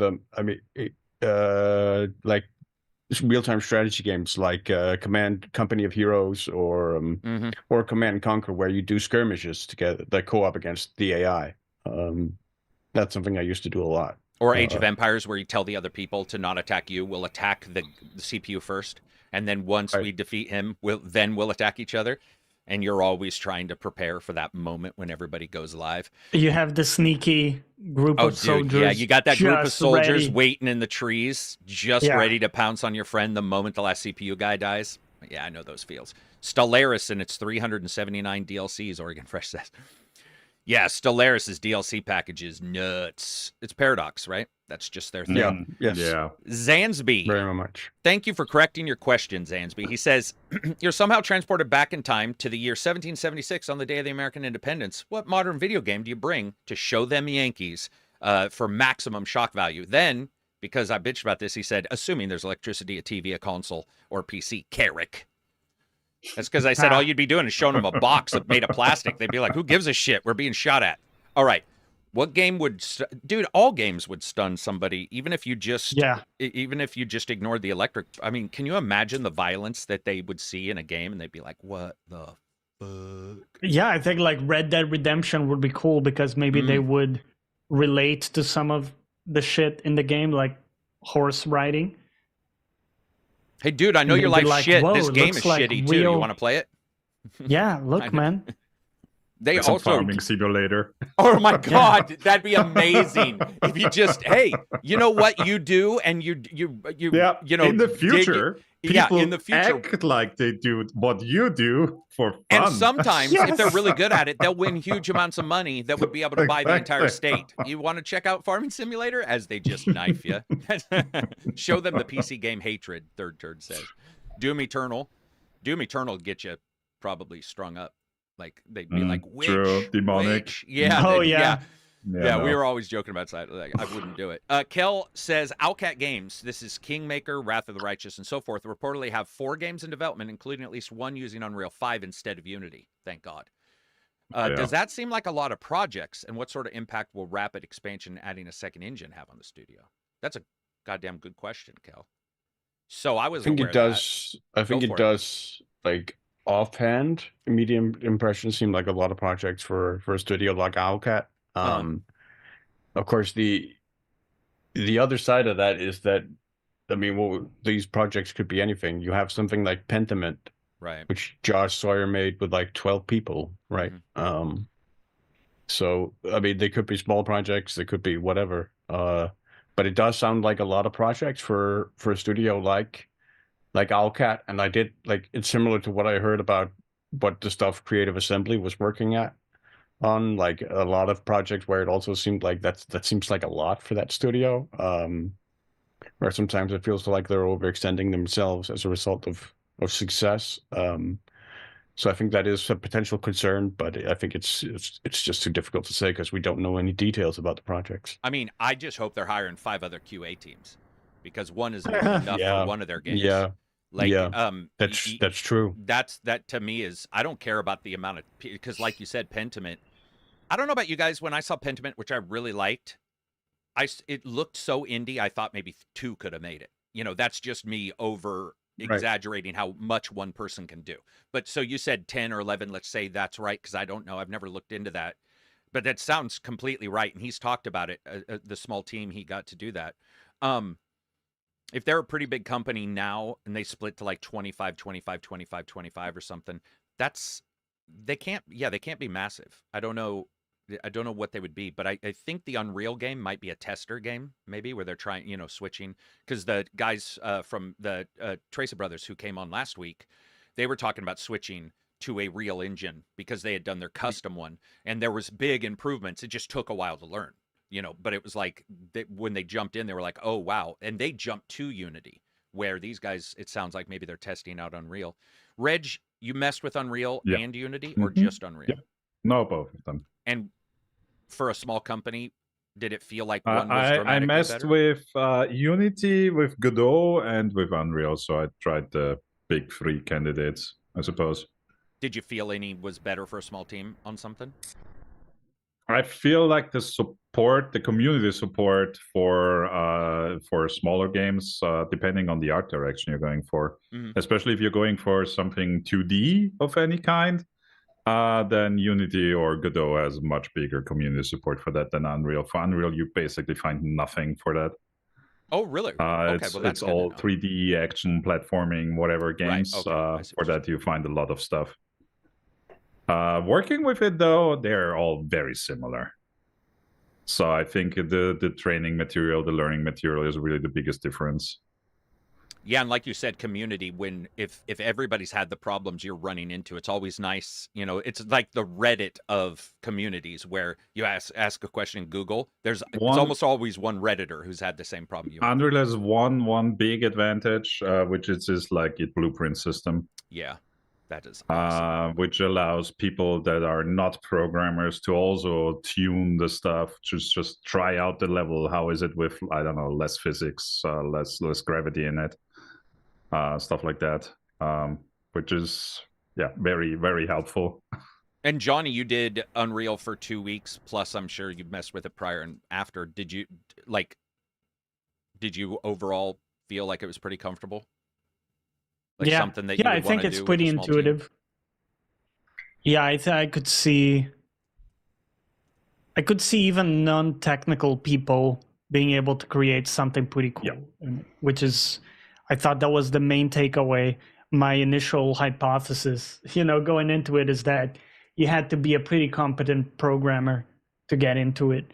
But actually, I got a lot done without touching any code. Mm-hmm. And when I touched code, it was because I was just curious and wanted to see, what's under the hood. But there's a lot of work you can do just with the, engine and the blueprints and the abstraction. So the main two main things for me were Unreal, I think, has a much more scary image than it deserves. It seems like, this is the engine for big teams, only if you have 100 people or more. When I don't think that's the reality at all. It is pretty intuitive, and you get offered an absolutely insane amount of stuff for, free, or what was it? What is it? 10%, 5% revenue share after $1 million.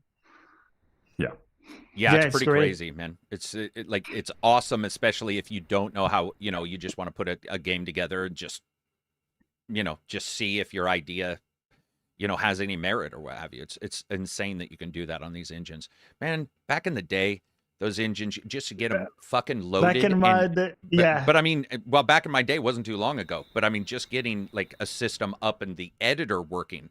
I still remember the old engines where sometimes the editor just crashed and you'd be like, dude, what? It's not even running on my PC. You couldn't even get in there to do something wrong because the damn thing wouldn't, start. That is still Unity. When I open up the Unity editor for VR chat stuff, for example, because you need to do that in Unity.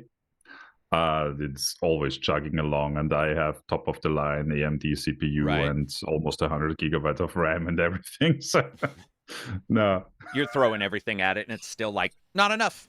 Yeah. Knucklehead says, "What's your guys' favorite licensed soundtrack for a game? For me, it's between MX versus ATV Unleashed and Forza Horizon 1.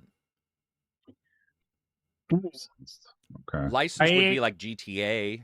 Yeah, I always like the GTA radio stations because you have a choice, right? Good. And you can, if you don't like one thing, you still have, But also they always have those silly skits in between, so I think they work very well. Yeah, very good. Saints Row had a good one for 1 and 2. I thought they were great. I don't know if licensed helps a game for me though. Other than the radio stations, but for real music, like if it's playing, I wouldn't want to listen to anything licensed anyway. Yeah, I loved the old Tony Hawk's Pro Skater 2. So that's a good, that's a good shout out. Or Crazy Taxi. Yeah, exactly. one song. In a way, those games were also a little bit of a springboard for the bands themselves. Some of those songs. At the time, the bands weren't that prominent, but they kind of, came up with the game, some of them. Yeah, I mean, I think Remedy has definitely done a lot of good for Poets of the Fall. Yep. Yeah. That's one example. I was going to cheat, guys, and I was going to say Rock Band, but that's just rude. But yeah. But I was like, Rock Band's probably your best. Yeah, I think one of my favorite memories of a licensed soundtrack in a game is from Max Payne 3 in the shootout at the airport where I forget it's Tears song, I think.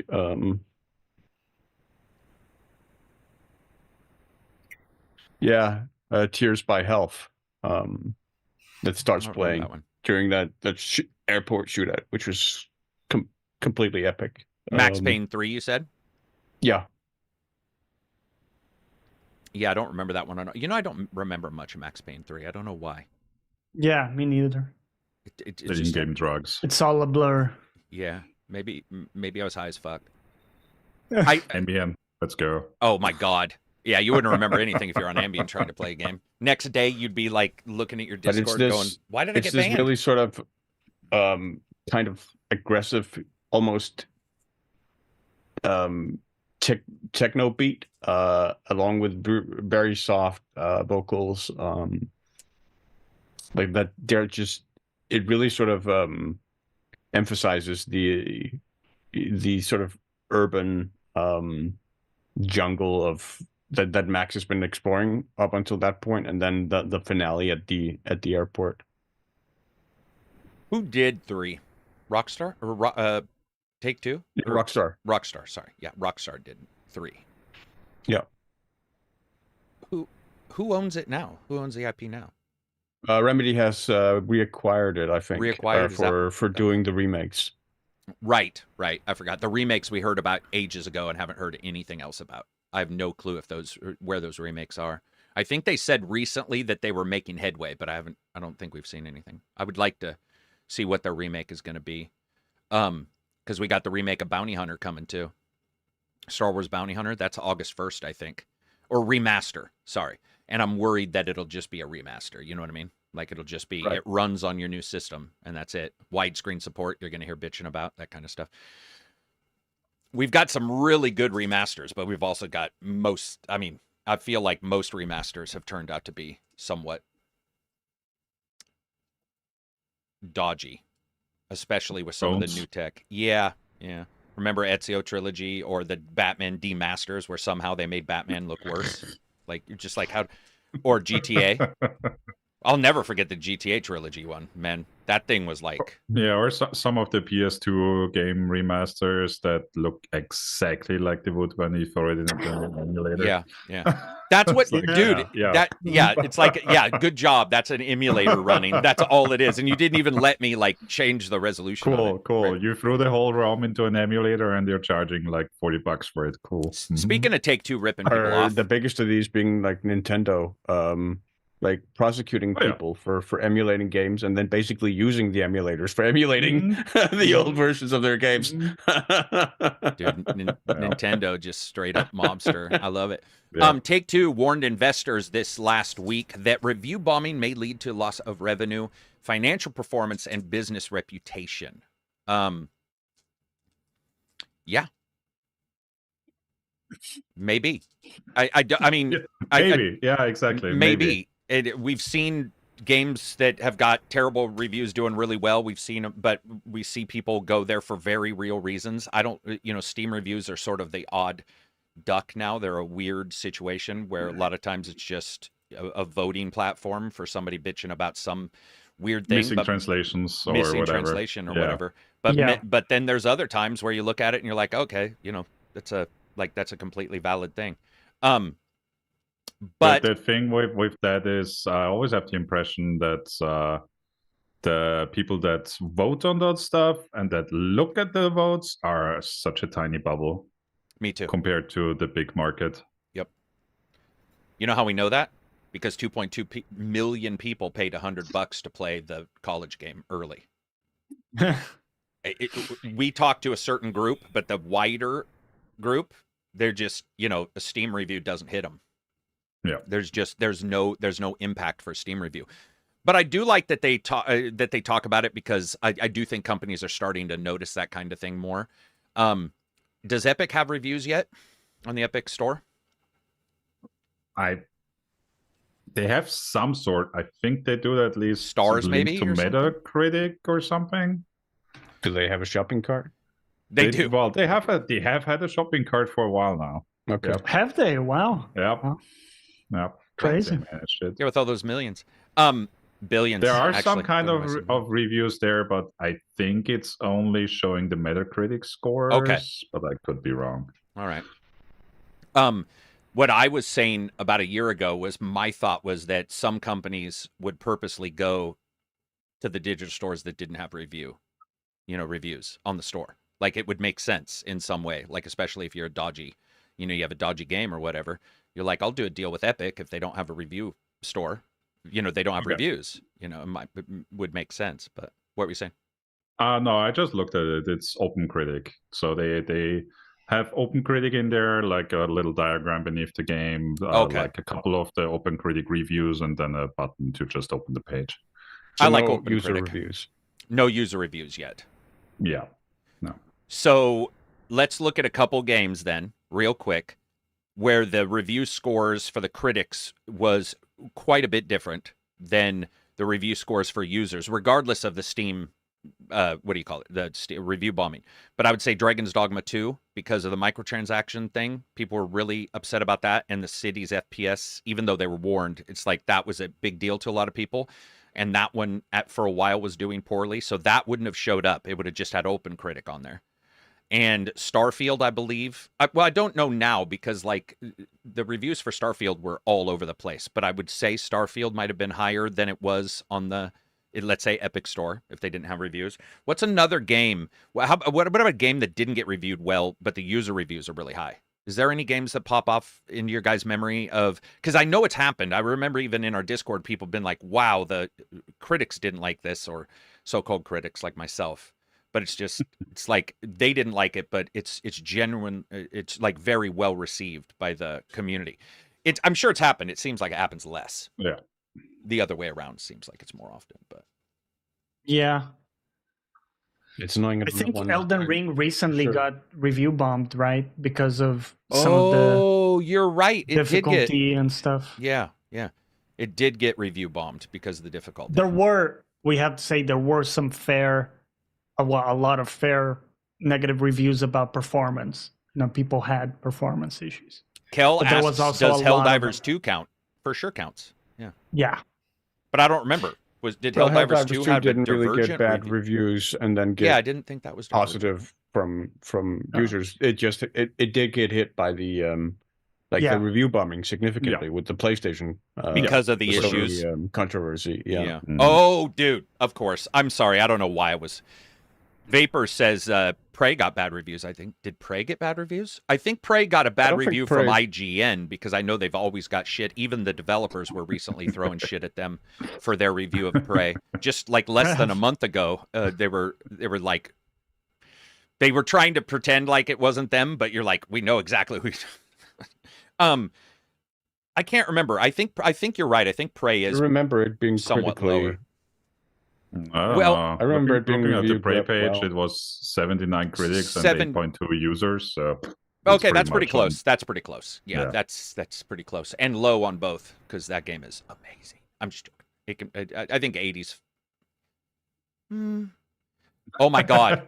Let me tell you guys a game that I still don't even understand if everybody played the same game as me. Deathloop. Yes. That game got a nomination for Game of the Year. And I don't know if they maybe thought it was 1999 again and they were stunned by the graphics, but there's no way. There's no way. There are indie games. There's no way. That it's like that one really did confuse me. Like there were times when I understood it, kind of for me, particularly with the multiplayer, where the game really did come together. But unfortunately, those moments were, for me, very few and far apart. You mean moments of magic you had during the multiplayer where you're like, I can see if this was all the time for somebody? Yeah, and also, and I can see this being a really super. There's a really, really, really good game here. That's fair. But ultimately, for me, those moments were just too few and far between. Or apart in between moments that were quite tedious often. Same with me, from the menu to the credits. That entire space, not great. Right at the end, right when the credits rolled, I was like, we're good. Yeah, that game was rough, man. I don't know. It's just a weird one. Let's see. The mouse of the multiplayer could be really, really fun, but the problem was it depended so much on the other player you were playing against and how they were playing, whether that would be enjoyable and fun, or whether it would just completely crater the enjoyment of the game. Yeah, I can get that. I did see somebody say that some people had given Deathloop a 10 out of 10. Now I can say 10 out of 100, but a 10 out of a 10, I don't understand. Whatever. It is what it is. It's really weird because then I look at all the other games and I'm like, well, if that's a 10 out of 10 and it's this, yeah, what are these other games, meaning? It's just weird. Alien Isolation got a lot of bad reviews by people who didn't like the stealth in it. I thought Alien Isolation was pretty loved by everybody, but it's been years, man. Alien Isolation was a 360. There were people who didn't like it, but overall, I remember it being critically well received. Yeah, or maybe it's just the people we watched at the time too. Like, sometimes I'll be like, oh, I think it was, or read, yeah. It's like, oh, I think it was well loved, and then you go back and look, and you're like, oh, okay, not so much. It's a 70 rated game. Which of those games, Lombardo? Are you talking about Alien Isolation? 70. That seems low. 79. Yeah, that would seem low. I would expect 79 it to be around an 8. Yeah, I would say an 8 seems pretty fair for that. But anyway, long story short, review bombing's a thing. Companies are worried about it. They're going to try to do whatever they can, which includes also the one thing I think everybody needs to continue to worry about, which is games changing after they're released. That's the big thing, is like you release it, it's in good shape, people love it, and then you get, what like Helldivers had issues. Helldivers had issues from the start with their performance. But what I'm worried about is all these companies releasing something that's like front-loaded, and then they switch, you see them removing stuff or whatever. Luckily, we haven't had that too much. I mean, I'm sure there's complaints about it overall, but I can't remember a game where I'm like, oh, wow, a bunch of stuff has been removed. I guess GTA Online at times. I feel like GTA Online, especially when it started, if I remember right, you had certain options for servers that were more than you do now. Can you do private lobbies now on GTA Online? It's been so. I need to invite Go Burns back on. Yeah, I need to invite Go Burns. Silver says yes. Okay. I mean, you could always. I mean, so you could always have private lobbies. Mm-hmm. The problem was just that you couldn't do. There were certain things you couldn't do in the private lobbies. Oh, gotcha. Okay. So there was certain content you couldn't access. So you couldn't do missions for your businesses in public lobbies. You had to do those in public lobbies because you had to put your businesses at risk of being plundered by other players. So it was kind of like the same way with the how Sea of Thieves runs now, where you have a closed off section that you can play just without other players, but that experience is more limited than the full online experience, where you risk running into other players and having other players steal your stuff. So it was limited in that regard, but there were always sort of the option of making a public lobby just for you or a private lobby rather, just for you and your friends. Yeah, it's been so long. G Stone says, I wish reviews reflect the patch they were on. Yeah, if somebody does a review after patches, most people who are doing reviews day one, they have the day one patch. But if you're doing a review, especially after, because I've seen people do a review 2 or 3 weeks after a game comes out. Elden Ring was one of those where the patch made it worse. So did Spider-Man, unfortunately. And Spider-Man 2, sorry, made it worse. But yeah, you're supposed to say what patch you're on, what driver is good. Don't do day one drivers, almost ever. I swear to God, day one drivers make every game worse. To me, the evolution is really what to me stands out as the biggest change in gaming from how it used to be. The fact that games are constantly evolving now. Yeah. And that even single player games with no multiplayer online component might be entirely different 12 years from release because of getting continually patched through those 12 months than they used to be. Like you no longer have a guarantee that the game you get at release is the same game as it is a year later. It may be worse in some cases because there might be balance changes that ruins the experience you were enjoying at release, or they may be better where it changes the experience for the better. It can work either way. And I think that to me stands as probably the biggest change. Yeah. Or you have a jackass like me who still holds the State of Decay devs for the fact that they removed a single mode that only I probably played, but I do hold that against them. I also wanted to talk about No Man's Sky. So No Man's Sky did, what's it called, Planet 1 or whatever, Part 1 or something like that, the new patch they did, which completely adjusts the world terrain and stuff. And I think it was Reg and I talking yesterday. I've actually had Part 1. World's Part 1. So here's what I can say, my experience, and I would, anybody in chat or you guys, if you played it, my experience has been notoriously dodgy with this patch. So No Man's Sky's never had the greatest draw distance. It's always had a lot of fade. And a lot of the planets I've gone to have bigger vegetation than they've ever had before. And it becomes very crunchy looking, much worse looking in the draw distance, even when it's cranked, than I've seen in the past. And I was telling Reg, I went to all my places, and this is something they sort of warn you about. If you built a base somewhere, if they change the world generation, your base may not be as easily accessible. And mine is not, because there's a fucking tree right in my doorway. And I was able to fix it quite quickly, but I couldn't even land the ship there because these trees that were this big when Abzy and I built this base are the size of skyscrapers now. And there's this scale thing that I'm having that I've noticed. And then performance is DLSS is broken. We know that, frame gen at least. If you turn frame gen on, it actually makes it way worse. Like it plays like Bloodborne. It's got the micro stutters everywhere. So don't do that if you're playing it. But I've had, my expectations have not been met, actually. They've been sort of, I've run into technical issues, I guess I would say, more than I was expecting, and more than I think I've had with the prior patches. So if you guys haven't done this one, have you guys ever jumped in post-patch, and has it usually been better for whatever you were, or have you guys ever had issues like I've had? Have you had a base fuck up or anything like that? Yeah, I've had it in 2 separate patches where the base that I had was completely ruined. Because of the terrain or whatever. Right.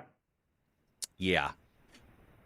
I don't know, man. It's an odd game. Also, the combat's not better. I don't know. They were like, we've improved it. It is still, dude. It is. In fact, what's funny, Karak, the best feature is the one where you can remove the combat because you have custom difficulty. So you can dial it down or remove it entirely. Yeah. Or also like the resources required for stuff. It's pretty cool. You can configure, maybe make it a half of what you need usually.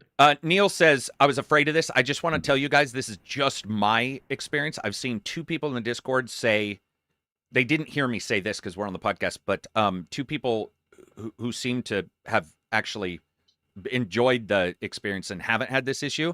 And it sounds like Johnny's had it on 2, maybe not all of them. It just might be my luck. But I think that their engine can only draw a certain amount, and we're sort of at that limit right now. Yeah. It feels like maybe this engine is just, now we're seeing, how sausage is made kind of thing. Yeah, some stuff has improved over time a lot, like the UI and stuff like that, for building. And so. Did you ever go back, Reg? Have you gone back to No Man's Sky and I installed it again because I wanted to check out the patch, but I haven't turned it on yet. Okay. I haven't turned it on, but only for 3 minutes, so barely. Wait, what happened in the space of 3 minutes that you shut it down? Yeah, what happened in 3 minutes? Okay, I got into the game. I was moving around the camera a little bit and was like, that doesn't feel too smooth. That's and then I was all at 4. We're done. We're out. That's funny because you are talking about the Planet patch, right? I actually would agree and say that's the first thing I noticed, and I had DLSS frame gen off, and I was still getting low. It felt like the frame rate was dodgier than it had been in the past. So, all right, well there you go. What about you, Silver? Any ideas? Any thoughts of going back? Because again, I'm not trying to scare people away from it. I'm assuming it's just my bad experience, but are you going to go back into No Man's Sky, Silver, at any point? I think it's very doubtful. It's not really a reluctance toward No Man's Sky in particular. It's just there's so much else. Yeah, but do you also, if you jumped into No Man's Sky, do you think you'd treat it like Sea of Thieves, where you dived in for months? Or does No Man's Sky not grab you like Sea of Thieves? I don't think I would dive in for months, because generally I struggle to maintain an interest in these survival builder games. In general, So I think I actually would probably dive into the deep sea one. I forget what that's called. The one that Johnny really enjoyed before. Subnautica? Subnautica, yeah. That's before a great I would one. dive into No Man's Sky again. I appreciate the usage of the word dive as well. It's very thematic. You're not frightened by giant squid like Johnny is? You're okay with giant? Yeah, not remotely. I'm a badass. Not remotely. Johnny's the pussy here. Actually, Johnny, you just said it was the dark, wasn't it?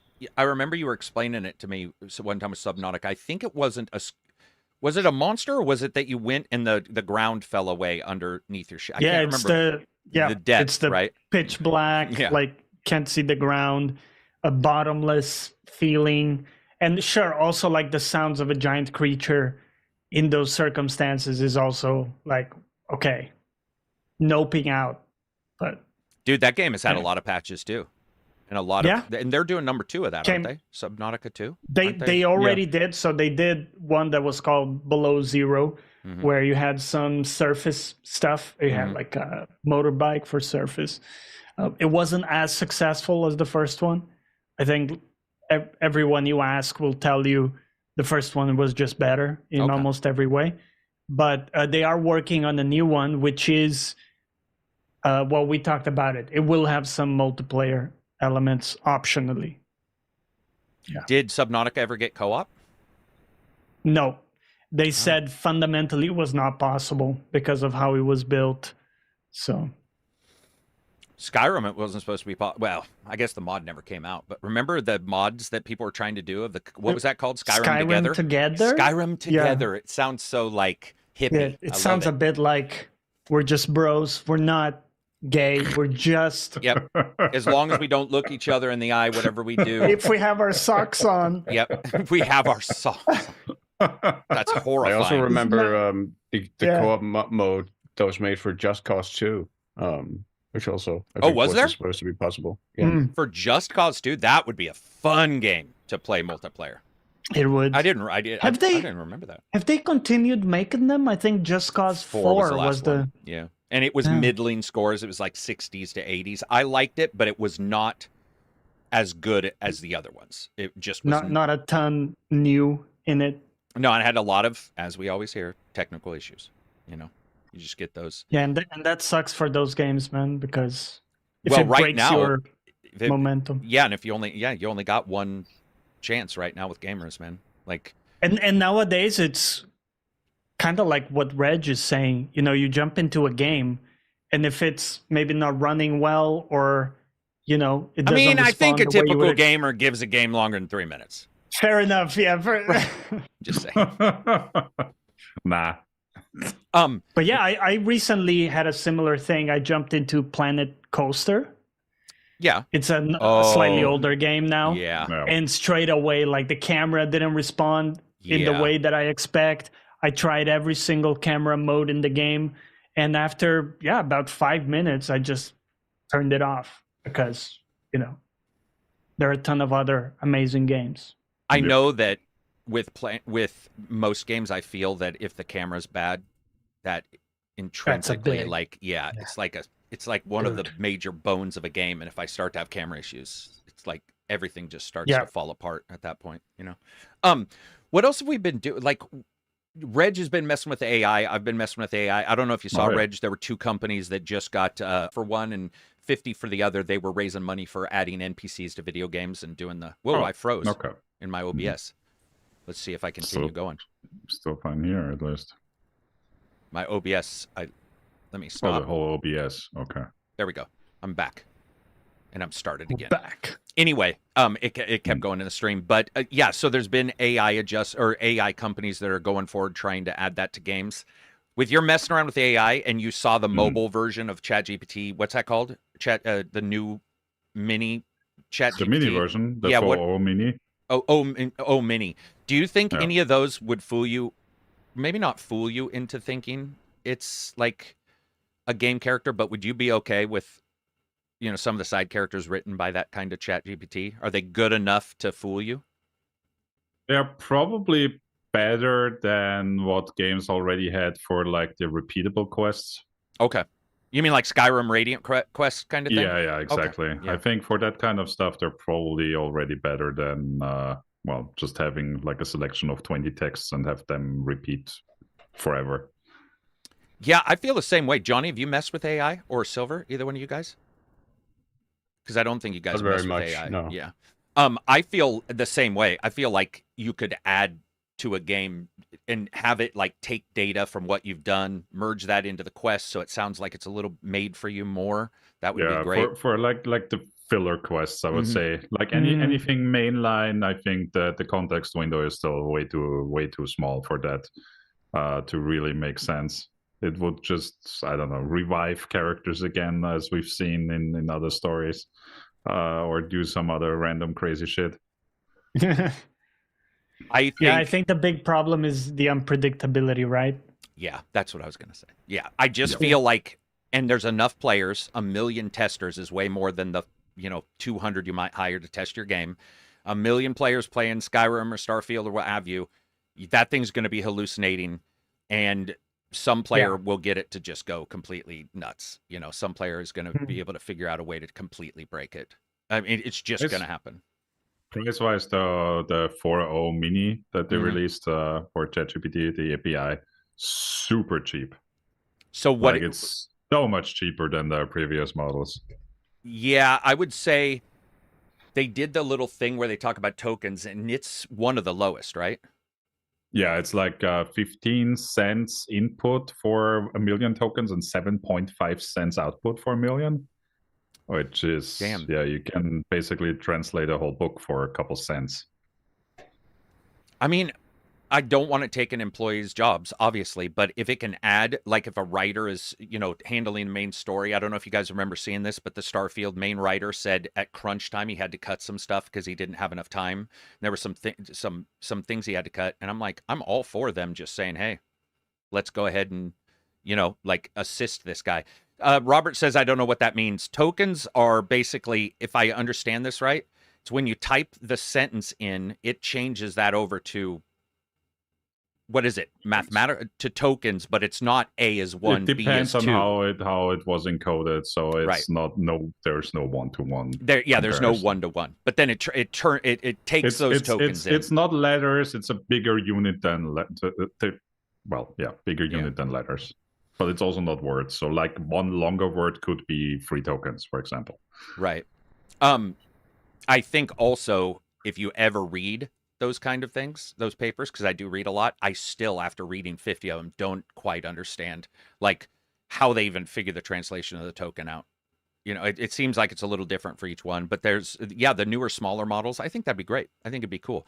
I also would love to see it used in remasters to remaster textures, because we're getting a lot of remasters with like crappy old-looking textures, and it's like, dude, I don't need a developer to redraw a texture. If you're going to remaster an old game and you have space and, an engine, dude, as long as it looks good, but I mean, have them throw some of those textures in. We saw it on, what was it, Metro Exodus, which always gets teased for its rock textures, Fallout 4. Bethesda games, notoriously, I think Starfield a lot less, but I remember with Skyrim, definitely got teased for, and Fallout definitely got teased for some really rough-looking textures. I would love to see them improve that. Do you know what else I'd love to see them improve? Those ancient-ass sound effects, man. It's like it's like watching a 1980s action movie and you hear the crappy gun effects, and now we're so accustomed to high level stuff, and you go play an old game, it's like, it's all crap. It's like, use some AI, clean that up. That would be cool as well. Soulskeeper says, would love some AI NPCs mimicking the early Xbox Live lobbies, mainly consisting of 12-year-olds telling me they had coitus with my mother. Dude, write a bot that just is like the bully in an Xbox chat. Wasn't that basically the Microsoft bot, though, that they had enabled on Twitter for a hot minute? Did that get enabled for a full 24 hours? Because I don't believe it did. No, I think that was so. Less than 24 hours before it was like fully racist. Mm-hmm.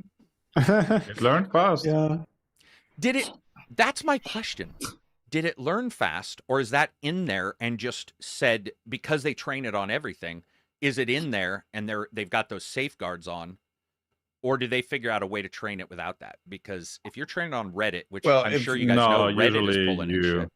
If I remember right, it was also people purposefully, like, of course, oh yeah, hurling as they would on Twitter. Yeah, exactly. No, I was gonna say also like for censored models, it's usually trained on everything as far as I'm aware, and then like additionally trained to not do that other stuff. And that's why elite speech worked for a while to fool it. If you replaced letters with words, it would fully talk about killing people and stuff. And ChatGPT had to go and figure that out because people were hacking it by just typing in elite speech, hacksers. And it would be like, yeah, I'll tell you how to hack, NORAD. You're like, damn. Yeah, I think that kind of stuff would be great to see. And we're going to see it regardless, right? That's the other thing. You can't put your foot down on it because it's out. AI's out. So some company's going to use it, and to keep up with them and your output, you're going to have to figure out a moralistic way of using it, like a way that doesn't, screw up your employees and shit, which we don't, obviously. Yeah. Dude, I messed around with the music. In the history of never that have ever happened. It's never happened. Yeah. I say it because that's what you're supposed to say. Sure, but it's that is what you're supposed to say, but it is very unrealistic. I messed around with the new music models though. Mm-hmm. They're scary good, dude. Oh yeah. One said, "I'm taking." The song was called "I'm taking off my panties and let's go to work," and it was a Fallout inspired jingle about sex, and it was amazing. I mean, it was funny, had hilarious lyrics, sounded like Fallout music. And I was just like, holy shit, we're there. Like, that is absolutely nuts that you can do that. Johnny, do you ever think about that as a writer of music? Does it ever come into your, well, by the way, no issues if we've already used it, I'm sure, for making bass pieces. Like, there's been some kind of AI or, pattern recognition for making music for years. But do you ever as a writer sort of go, oh man, I'm a last of a dying breed kind of thing? Or does this affect you at all? No, I think it's a good springboard for something. If you say like, hey, do this in the style of X, and, to get ideas and to get a starting point. But I don't think it's, at the level of creating something like really compelling that I've heard yet. I could be wrong. Maybe it's further ahead than I've seen. But I think it's more of a tool right now to kind of get ideas. Like you will listen to something and you will say, oh, that's crazy. I hadn't thought of that. And then you'll do something from that. Do you know what else it can't do? It can't figure out the structure of a song very well. What I've noticed is it'll randomly go off into the solo at a time when you would never hear, like, let's say, a guitar solo. It doesn't know music theory. Yeah. Exactly. And what's weird is, because music theory is math, and I think Reg can back me up, most AI still has issues with math. In fact, it's rated against math a lot of times, where math isn't the easiest for AIs to do. They're getting better. But since music is math, maybe that's why, but you'll get a song that sounds like a hard rock song, but then there'll just be like a solo where it doesn't make any sense in what you would ever hear, even from the most inspired jazz musician. They'll be, like, naturally, warriors raising your fist to the, and you're like, whoa, he didn't even finish the sentence, man. You just started playing guitar right over the top of him. So that kind of stuff definitely pops up. But have any of you guys messed with the music ones besides me? A little bit. Bit. What do you think overall? Like, did you make anything compelling? Mixed. There were some, mostly I've seen funny stuff that others managed to create. Like AI songs about AI. Those were pretty funny. Oh. I made one about Phil Spencer sung by a J-pop band, and it was really well done. I mean, for a little bit, and then it just fell apart. I think that's the big thing, is the fall apart kind of stuff. Yeah. But I think what you're describing is just the current state of AI, because it's not really AI. What we're having currently, it's probability matrix, really. Yeah. It doesn't understand anything it's doing. It's just guessing the next. It's the most probable next step for data, the training data it has. That's where I'm interested in the non-transformer stuff that people are talking about, because you do have other companies saying that's probably not the future at some point because it doesn't know what it's saying. So we have to figure out. And that's why you get the regurgitation of words. And I've seen this in website articles a fucking lot. God. Dude. Yeah. They'll be all, this router is a router made by Netlink. Netlink makes and routers. You're like, okay, I got it. Yeah, Next dude, and page. how fast does it? I can tell it's AI. Even if a person massaged it, I can tell it's AI within like 10 seconds because you can. It's not the way a normal person thinks through a thing. It's just blurbs, and you're all.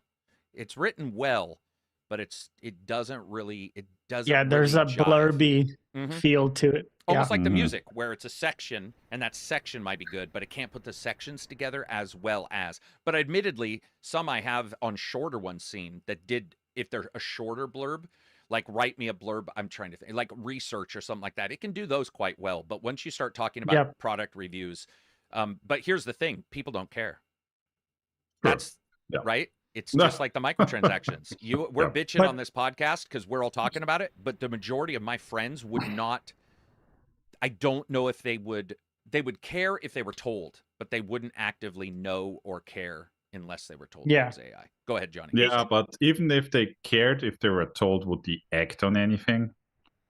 Because that's the next step of it. No, they wouldn't. Because they would feel that the data might be right anyway. It might just be harder to read. And so therefore they're like, well, it's like Twitter. And they just continue on. And you're all, oh, dude, not. What were you saying, Johnny, though?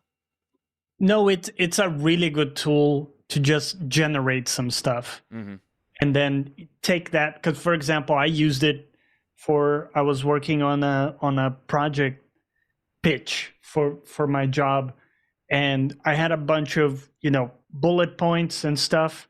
And I just said, take these bullet points and generate a compelling project,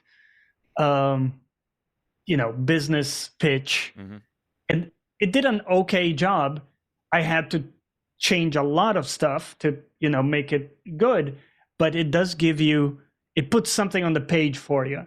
And a lot of the times, if you're having a bit of a block with, how to write it really gets you going to have something on the page, and immediately, oh, this isn't good. I need to change this. But actually, that's a lot easier than just having a blank page, So for that, I think it's similar with the music thing. You might be in a block like, I got nothing, but it's a lot easier if you say, give me a few things to get me going. And then it hallucinates the character that you killed. When your D&D game is alive and they're talking to you and you're like, Bob died. I killed Bob. What I was also going to say about that is definitely a lot of people's problems with writer's block and stuff. You do hear that they say, I can't put anything on the page. So a little bit of help is massively useful. I do think that's the big thing. Give me an idea here. And the only thing I've noticed is the ideas sound generalized to me because I do think out of the box. So a lot of times I have to say, you do not pick your ninth choice. Don't pick your first choice. Because your first choice is going to be the generic thing everybody says. Write me a zombie apocalypse idea for a D&D game. And it'll be The Walking Dead mixed with Day of the Dead, like two movies. But if you say, add in this and this and do, rub some dirt on it, get a little freaky with whatever you do, then it will come up with some pretty enjoyable different ideas that I've been pretty surprised. Yeah, in a way, the way I like to compare it is, how in music sometimes they surprise you and you think the melody is going somewhere. It's about to resolve the tension and land here, but it doesn't. And instead, they add more tension. Maybe it's an unexpected element.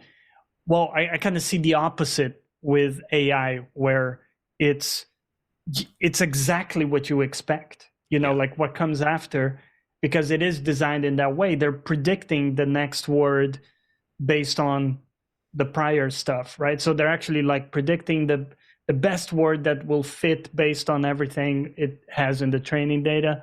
And so in a way, it's like comforting and familiar, because what comes up is like mainstream, like you say, generic, right? So it's almost the comparison of a song that is like pop, where you can almost predict exactly what chord is going to come next, because it's simply that predictable, right? It's familiar, predictable. I used to kind of do that sort of thing for a living for a number of years, where I would help people write like university papers and stuff. Like I would provide a rough draft for them to show them, oh, this is how you can format it. This is how you can put it together and stuff. And you just need to like learn it and make it your own. Like fill out the blank spaces and whatnot. And go from there. But like where it was my draft was meant to show them, just give them an idea of how they can put it together. Of course, a number of them did then just go ahead and like immediately flip it to turn it over immediately without adding anything, and then they would get angry that it didn't work. The one thing that I've been blown away by, guys, if you haven't tried this with ChatGPT or any of these, if you write a bunch of stuff, you can just say, draw me a mind map of what I just gave you. And that has been stunningly good. In fact, that has been better than write me a summary or write me a bullet point. So when I'm doing D&D stuff, sometimes I'll just write a bunch of shit for the game, just a bunch, whatever's in my brain, or I'll talk a lot of times. And obviously, that's a lot. So it'll have like 15 pages. If you upload it and say, draw me a mind map, like where things connect of what I just gave you, they have been amazing at times where they've connected characters or ideas I wasn't even thinking of for like an NPC, where I'll be like, oh shit, like that is actually easier to digest than a big blurb of letters it gives me, because the big blurb of letters is just, you already gave them a prompt, and so you sort of, there's an expectation there. But with the mind map stuff, that has worked quite well, phenomenally well. I've been really impressed by the mind map kind of stuff. Or ask it, you'll give it data and you can tell it to draw anything. So you'll give it a bunch of data and say, draw the first thing that you think of with all the data I gave you. And sometimes for D&D or whatever, it'll draw a character, it'll draw a location. And sometimes that location will be good enough for you to go, oh, that is exactly what I was thinking. That works quite well. But again, D&D has a weird, and fantasy writing, fiction writing as a whole, you can do anything you want. When you start getting into the science of things, then it starts to, then shit gets weird, and you get 13,000 Chinese fake research papers that they have to go back and go, oh, so black holes aren't human or like universal blood cells. And you're like, why? Who would have thought? Who allowed this paper to get accepted? No, the current AI is terrible at anything that's specific. Yeah.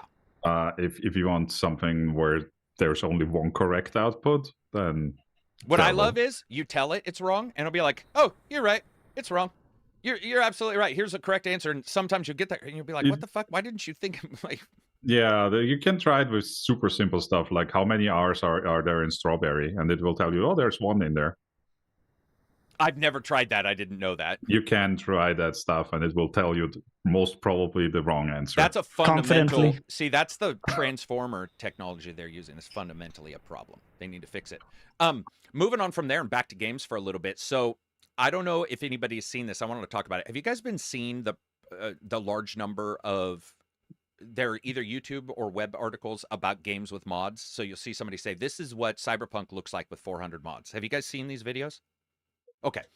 So the reason why I bring it up is because I'm blown away that mods make the massive changes that they do. And we're seeing some people charge for them, which is fine. Whatever, that's the way it is. They put them on Patreon or something. But what I'm blown away with is the old games. I was watching somebody play an old, I think it was Need for Speed Porsche, and they used a bunch of mods. And I got to tell you guys, I wouldn't think it was current. But if you told me that was Xbox original or PlayStation 4, not original Xbox, but the Xbox One original or PlayStation 4, I would have absolutely believed you. These games are like 12, 13, 14 years old. When Silver was talking about games changing, it's like, yeah, the company can change them, but it's the amount of power modders are able for sure as well to deliver now is fucking stunning, man. It's just absolutely crazy. It's just exciting to me because every day I wake up and I'll go to YouTube and there'll be somebody saying, oh, hey, here's my Wabbajack for, Skyrim. It's got, 50 of the best graphics mods. And you just look at it going, that looks incredible. Like, that is insane. Doesn't make me want to reinstall it though. I'm never reinstalling Skyrim. Is anybody else going back to Skyrim? Any of you guys ever reinstalling? Is there a game, we were talking about Baldur's Gate being a one-off for me. Is there any other game that you guys know is highly replayable, but you're not going to return to? Is there a title that is considered amongst like the crowd as like, oh, this is a infinitely replayable game? You know, it's got like all this dynamic stuff, but you guys are just one game. I guess Reg probably only plays the one time, right? That's pretty normal for you. Most games, yeah. There have been point-and-click adventure games that I've played multiple times. Really? So for me, it's actually the other way around. Like I don't care one bit if it's replayable or not.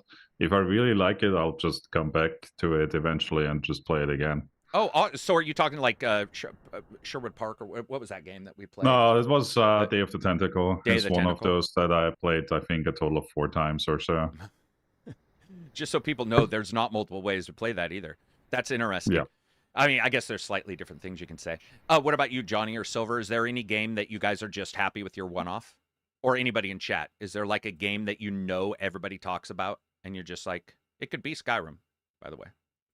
Though you'd probably get lynched. I think Starfield was like that for me. One N plus, and that was it? Like you got to the end? Yeah, even on my first N plus, I kind of lost the will to go on. It was more enjoyable to watch some other people, do stuff and and play it, try different things. But yeah, myself, like playing through it, I was kind of done after my initial run. That's fair. What about you, Silver? Any games with a ton of like replayability that you know of that you're just like? Yeah, but there isn't really one that like comes to mind, unfortunately. Like I'm blanking on it a bit. What about GTA 5 or something like that? Are you a one and done on a GTA game? No, I'm not. I will sort of return to those from time. I returned to GTA 4 many times after its release. I played GTA 5 for years.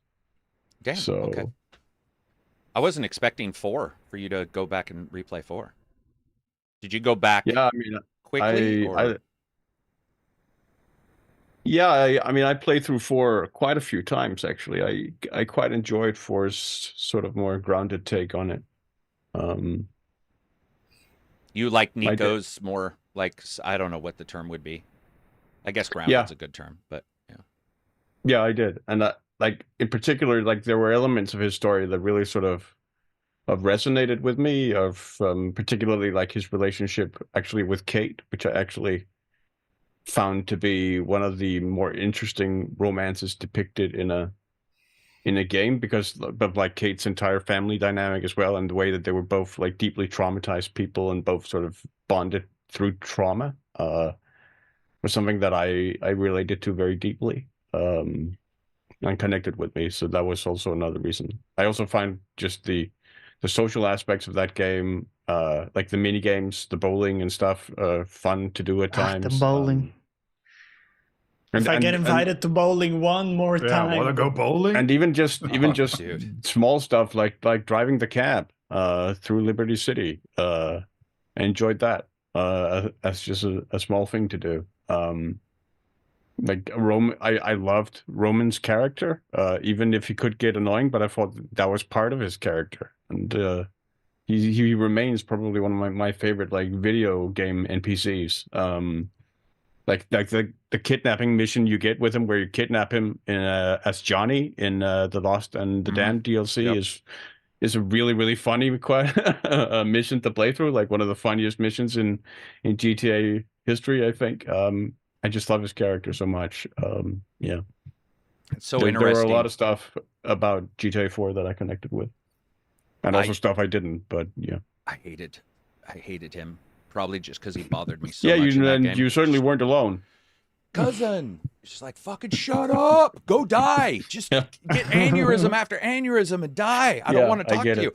But I do also understand that if somebody, like, he was a clingy character, and he was always around, and so, like I was talking about with my dog, the one loud, barky dog I miss more because he was loud and barky. And so the silence of having that character not there, I think, could resonate. And the kidnapping was a good mission, actually. I remembered. So I'm reading some of these answers. Ghost of Tsushima is one that's popped up. Halo has popped up as one they only play once. But here's one. Here's a hot take. Witcher 3. Now, I agree with that, actually, big time. I was one and done with Witcher 3. Really happy with the one and done. Were you not, Reg?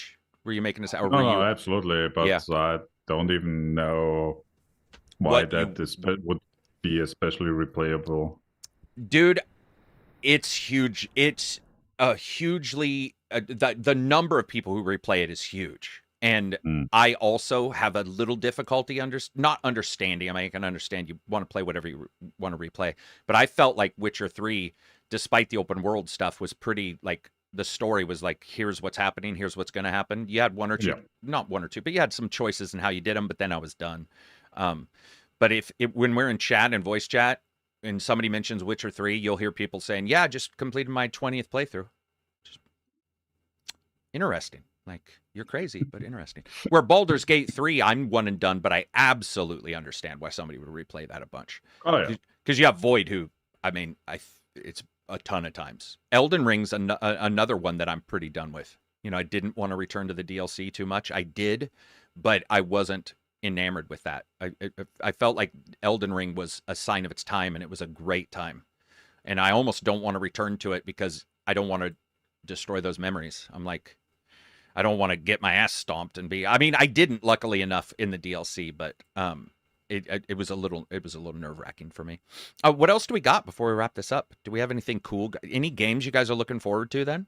Is there anything coming up that you guys EDF 6 is coming out in a couple 5 days, man. Yeah, 5 days. Oh, damn. Yep. Okay. And looks to be a return to form a little bit from what I'm hearing. So we'll have to see if that's true or not. That comes out on, what, the 23rd? Is that, or wait a minute, maybe that's 25th. The 4th, maybe, right? 24th or 25th. Okay. Yeah. Anything from you, Reg? Any games that like you got on a wish list? Not really. No. The latest Trails game came out, and I haven't even finished the previous one. So. What about Visions of Mana? Time to replay the series then, before you forget all the lore. Oh God. True. No, I still remember it though. It's fine. Because Visions of Mana's coming out, right? And that's the 5th in the main series. But it's been 15 years since they had a main one. Okay, gotcha. What about you, Johnny? There is one coming out early August, like first week of August, called Cat Quest 3. Of course. I think Reg and I played Cat Quest 2. Maybe, I want to say. Yeah. Anyway. Did. Yeah, we did. Yeah, something like that. But yeah, so new Cat Quest game, early August. This podcast is gonna trend really high because no one else is talking about Cat Quest. So we just filled all the SEO. We got the niche of the cat. Let's go. By the way, when we're done, can you guys please, when the video goes live, can you guys please leave a comment? It helps the channel. Oh, there we go. Go to iTunes. There's a new werewolf visual novel thing releasing soon. There we go. It's releasing on Switch as well, right? Werewolf the... Yeah. Mm-hmm. Werewolf the Apocalypse. Purgatory. Purgatory. I love Werewolf the Apocalypse, so I'll probably play that. But for me this year, Stalker is definitely up there. Stalker 2 is definitely high on my list. I'm a Stalker fan. I think their shooter stuff is always usually good. Huge fan of that. And then Star Wars, I'm excited for, just to see, you know. Yep. And then there's Wukong, right? Next month. Wukong, yeah. I would say Wukong is probably... It's weird because Wukong, we've gone from this is fake, it's not real, to this is fake, it's not real, and it's just being used to get people to work for the company, to, oh my God, this is real, to, oh my God, this is real, I played it, and it's really fun, to now it's coming out in a little bit. And it's a cool time because I remember us talking about it on one of the podcasts and just being like, whoa, monkey Dark Souls. Screwball, BGN $10 super chat. Big problem with Starfield is that it has a ton of content hidden behind Game Plus. Not many people would go through multiple Game Plus previews to get to that. They may not even realize there is more. Yeah, we've seen that with a couple games. Dragon's Dogma 2. in particular? Yeah, one game I played recently, Until Then, has like ending credits, full on ending credits, like it's done. And you look in the Steam reviews, and I'd say about 50% of the people of the top reviews apparently were certain that that was the ending, so they left the review at that point. But that's only about half the game, because after that it continues. That's like Nier Automata. When you were messaged me that, I was like, that reminds me of Nier Automata, where I saw people reviewing it, YouTubers reviewing it, and I was all, oh shit, that person like. Well, it's also a very similar setup to that, because you do actually restart the day, but things are different because, well, and then it builds from there. Not gonna say why, but yes, things are different, and then there's a third playthrough, and things are even more different, and then you only get to the proper ending. Yeah. Or SBZ member for 4 months. Thank you very much for being a member. Which one is faker, Wukong or the moon landing? Here we go. Didn't take very long. Dude, Wukong is like, it was so weird because when they showed it, there was nothing that looked impossible. It just looked like a trailer. It even had issues, and I was like, dude, what, people saying that that's fake. It's like, man, I don't know. I think there's probably a Ubisoft Watch Dogs kind of, or Division, trailer kind of. Is it a Chinese game? Yeah. Yeah, it is. Maybe that was part of it, the Chinese conspiracy. Like, oh, it's... The Chinese conspiracy. Well, what did Reg say? Because I think it was Reg last time on the podcast, or it was either Reg or maybe it was Abzy. One of you guys were talking about the different locations and what their games are like. Japanese games do this. Korean games do this. Was that you, Reg? No, I don't recall. You don't recall? Okay. I don't think so. But somebody brought up a good point about it, and I'm going to mess it up, but it was like Chinese games, pretty, free to play, bland worlds. And then it was like Japanese, I can't remember what they said. And then they were talking about, there was another area that was like, it might have been India that they were saying, but they were like breaking it down by how those guys make games. And I was like, oh, you know what? That's sort of, it is sort of true that like when you see that output, you sort of apply it. It might have been during the Stellar Blade conversation. Might have been actually during that. I actually enjoyed the hell out of Stellar Blade. So I'm actually glad that one it was a good surprise. Sold like hotcakes too, man. That game sold really well. Did well for them. Really happy about it. Anything else that we've got? There's a game releasing August 1st an indie game called Thank Goodness You're Here. That looks pretty funny. Potentially. What is it? What type of game? Point and click? It's that's actually a good question. I'm not entirely clear, but it looks like it has very distinctive art style. It looks like it sort of ridicules video game side quest concepts a little bit with the oh, thank goodness you're here, you can do this for me,